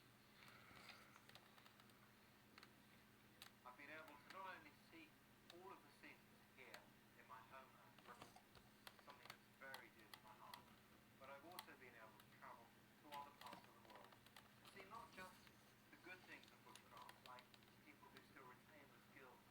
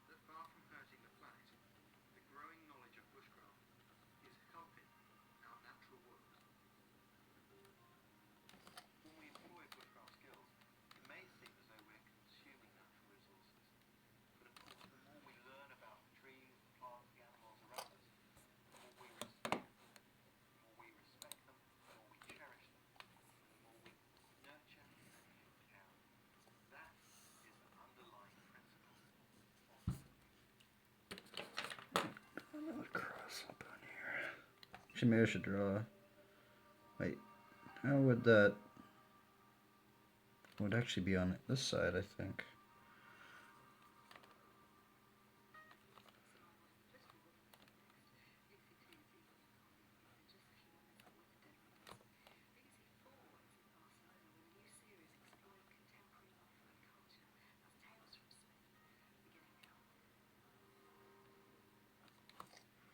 I totally got that wrong.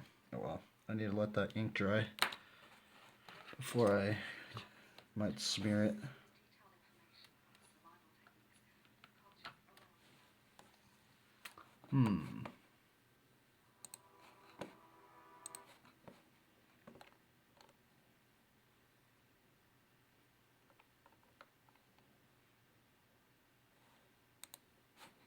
I have a challenge for all of you. Go to every computer in your... Medieval craftsmen feed the language of nature into their carvings. Renaissance-style buildings don't show any of that. They just show labourers following through a plan that's been handed down to them.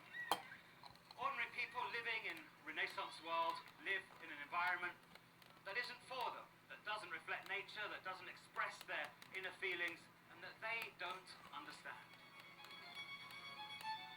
This goes against everything we've been brought up on.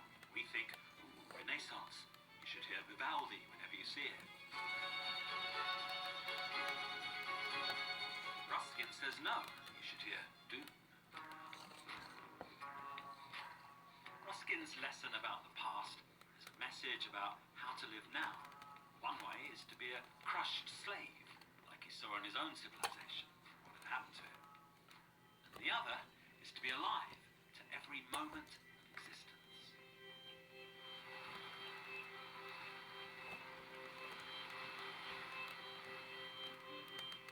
Ruskin goes to the island of Torcello in the Venice lagoon to see the church there, first built by Christians fleeing from Attila the Hun in the 7th century.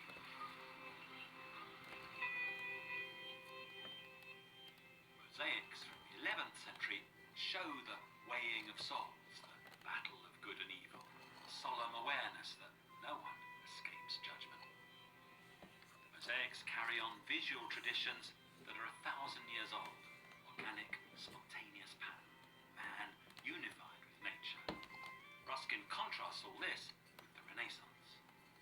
And in that contrast, where anybody else might just see a style change, because after all, change does happen, he sees a great moral collapse, from spiritual health to spiritual corruption.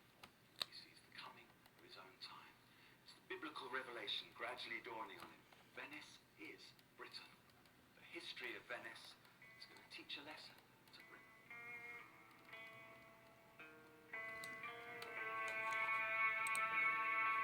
Sorry if I'm kind of quiet. A little, An empire on the edge of the sea, trying to get this done. immensely wealthy from its trade and conquests, and proud of its traditions and heritage. That's Britain, the British Empire in the 19th century, unaware that it's rotting away from within and heading for a fall. For Venice, the fall was the Renaissance. For Britain, it's the Industrial Revolution.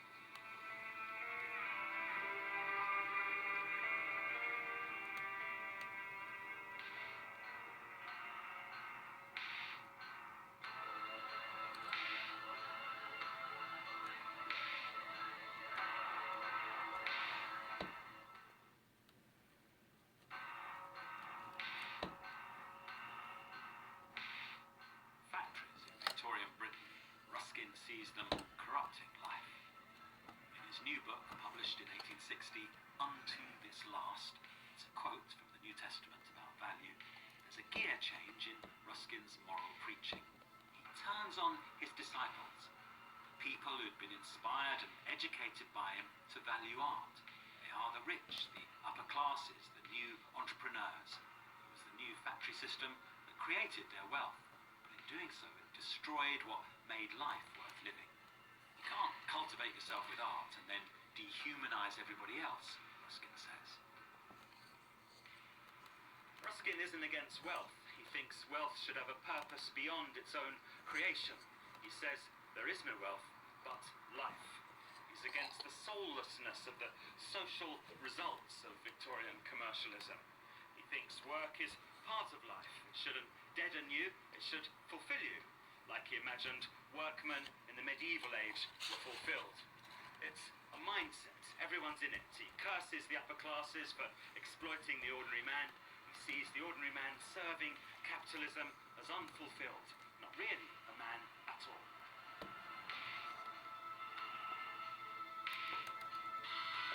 In our time, we haven't really moved on very far. Instead of industrialism, we've got globalization, which means we haven't got rid of degrading labour conditions, we just move them around to different parts of the world. We're still alienated from our work. We're cut off from nature even more than people in Ruskin's time. Nature threatens us because of what we've done to it. Our fear that a global catastrophe is going to kill us all is partly real. We really have corrupted nature, but partly a metaphor. We feel we're corrupted inside. We are at war with ourselves.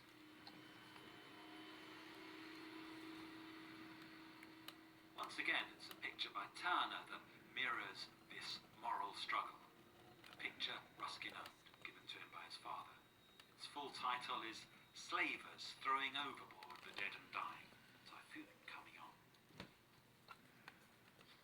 Slave ship owners used to throw slaves overboard if the ship was threatened, and then collect insurance money for the lost cargo. Ruskin, slavery is still a problem under industrialization. What's the difference if you're sold into slavery or if you sell yourself?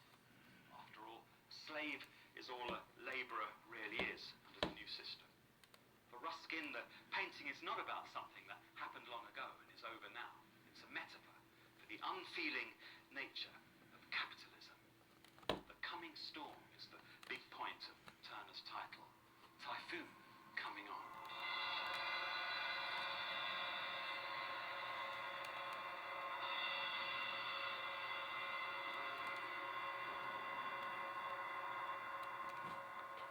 Ruskin damned the factories where man is divided from his own self, cut off from nature, working in inhuman conditions.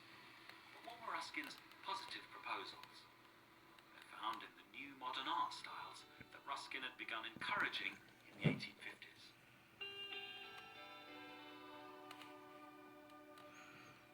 This is the pre-Raphaelite style.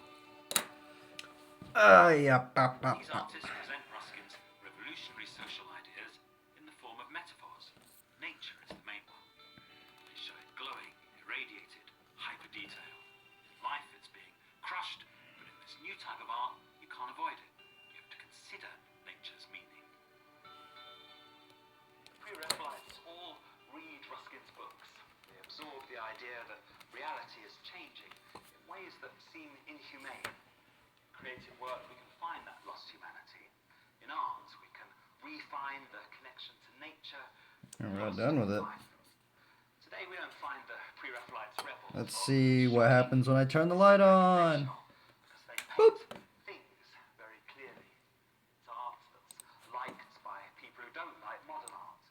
In the 1850s, it was modern art. To get the pre-Raphaelites, to take them out of that slightly rosy glow of tameness that we usually associate them with, you have to imagine a whole different set of values. They were a group that did not follow convention. They made their own rules. They wanted to upset it. They wanted something new. They wanted to express their own moments. The idea of the kind of art that might have happened. The Renaissance hadn't happened. Work interconnected with nature. Nature For living creature. work opened up onto nature's sights and atmosphere. Actually, kind of came out kind of what I was wanting. Look at how chaotic this drawing is. That's how the underdrawing was. keep hearing the sound of Ruskin's voice, the things he goes on about.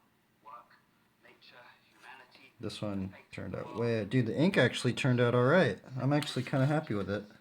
Victorians were shocked by how I kind of even want to, like, ink the background. skinny being working class. But, I don't know. It's actually a radical vision of labour.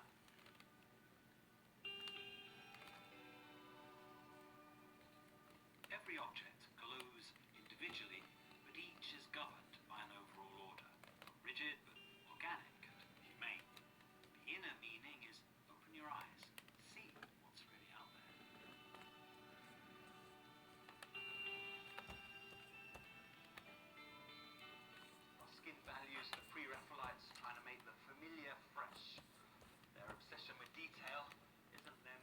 showing off their craft skills. It's about the strangeness of reality. Reality seen with the habits of seeing stripped away. Usually we do what we're told to do, without realizing that's what we are doing. Puppets of Gosh, I kind of messed that up. Oh well. What Ruskin is saying is that being able to see the world clearly is connected to being able to do something about it.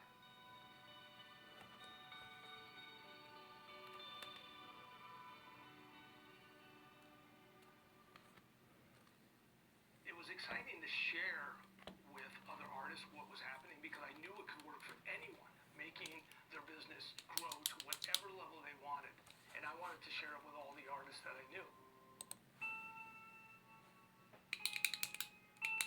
The Awakening Conscience by William Holman Hunt, another Pre-Raphaelite, stages Ruskin's ideas about the breakdown of humanity in a modern setting. She is the soul of society, corrupted. She's an unkept woman. This is the flat she lives in, paid for by her wealthy lover. Nature is out the window, reflected in the mirror at the back of the room. We see what her eyes are now seeing. The sight of nature is her awakening realization that she's a slave, her spirit deadened like any worker in the industrial age. How is the room decorated? Pompous, heavy, Victorian interior, reeking of claustrophobia. How about some interior decoration that saves the soul?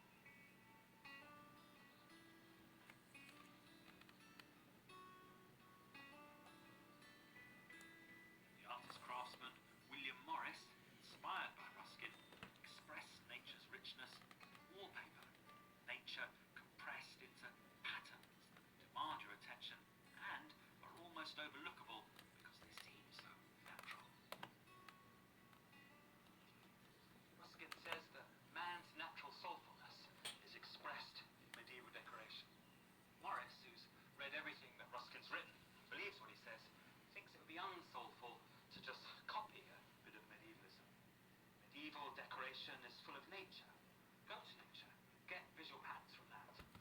Morris's designs, based on his own observation, leaves Dude, I kind of want to like shadow it out. based on nature. What's striking about them is how demanding they are, and yet how easily they work.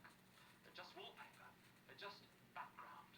But being such a highly original mixture of visual harmony and complexity, Nah. the whole idea of the background of daily existence. I mean, I guess maybe what I was thinking I'd maybe do is When Morris does wallpaper, try and shadow it out. I'm like scared to do the shadow stuff, man. staring intently at what's in the garden, birds, flowers, leaves. He's not just thinking, what do you need in the background of a dining room for a dinner party? He's thinking, how do you remake your soul? How do you have an environment around you that's suffused with moral high values? It isn't just schmaltzy decoration that anesthetizes you and makes you not care about the moral corruption that society now accepts, that surrounds you everywhere.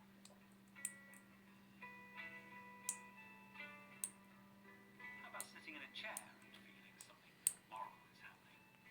Ruskin said how a thing is made and the spirit that goes into it affects whether it stands for health or decay. In response, Morris set up workshops where labourers worked in humane conditions with space and light. They did use machines, but now these served individual creativity. They didn't crush it.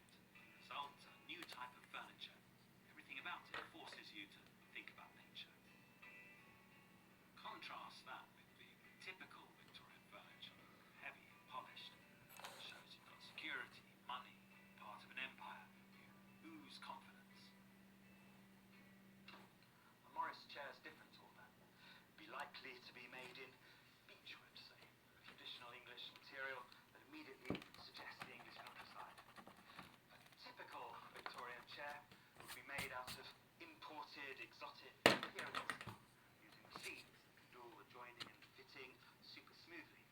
It would have upholstery, matting, horsehair. This one actually came out alright for being how crazy this concept is. Morris chair, instead, is done with rush, reed that grows on the riverbank. With Morris's stuff, there's a direct connection between the maker and the object. It's all about the simplest, most direct thing,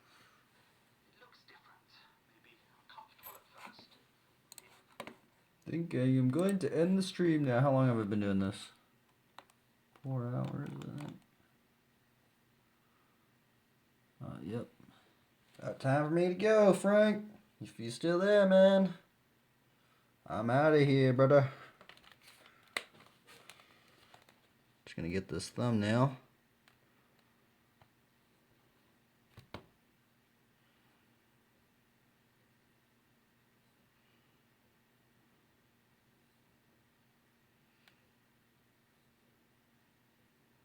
Actually, you know what?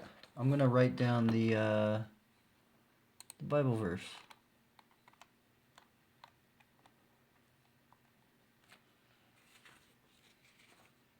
Just on the side, so people kind of know.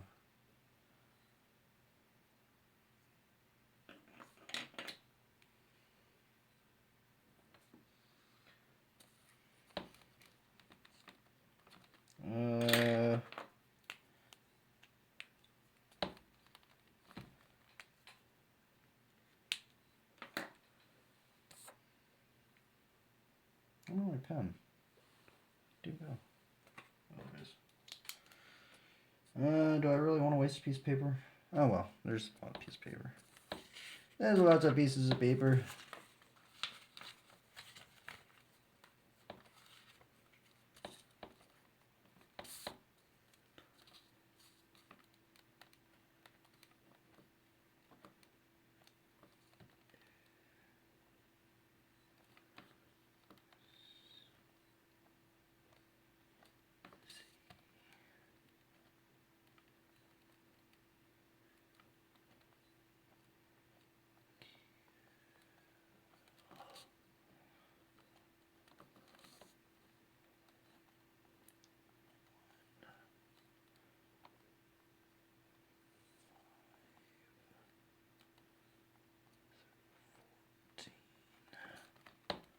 Ezekiel 20 through 26.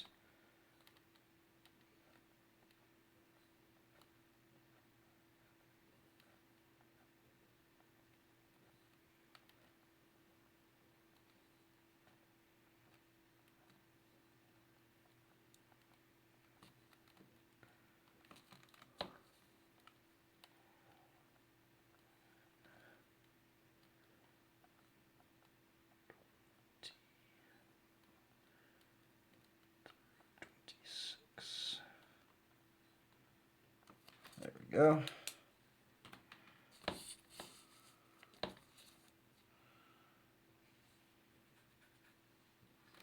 So that way, like, maybe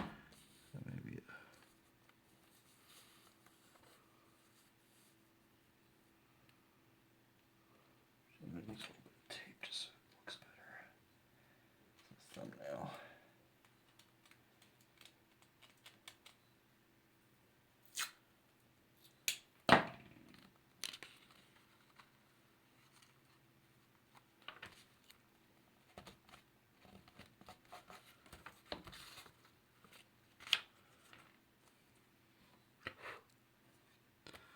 Just getting the thumbnail now.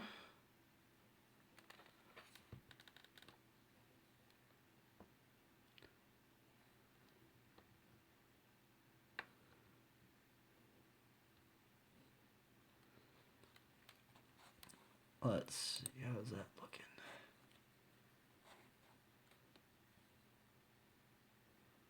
That looks alright. This is the first time I've ever depicted or tried to, no, it might be my second actually.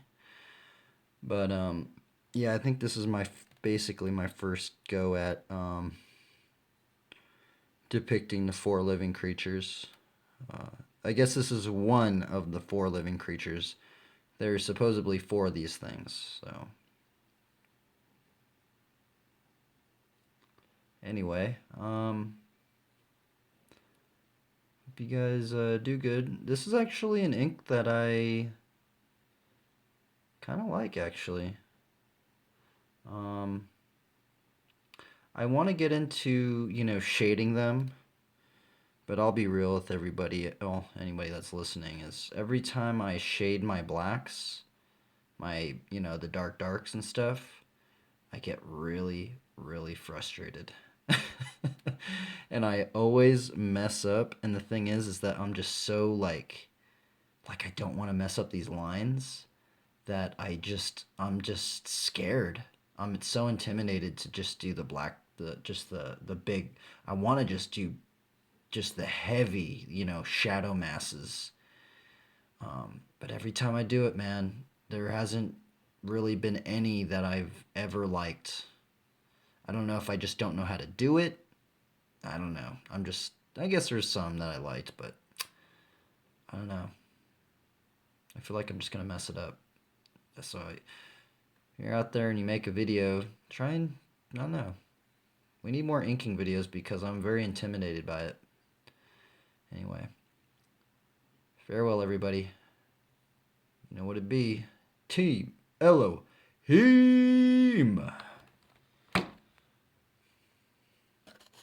Hope you do good, Frank. Keep trying your best, man.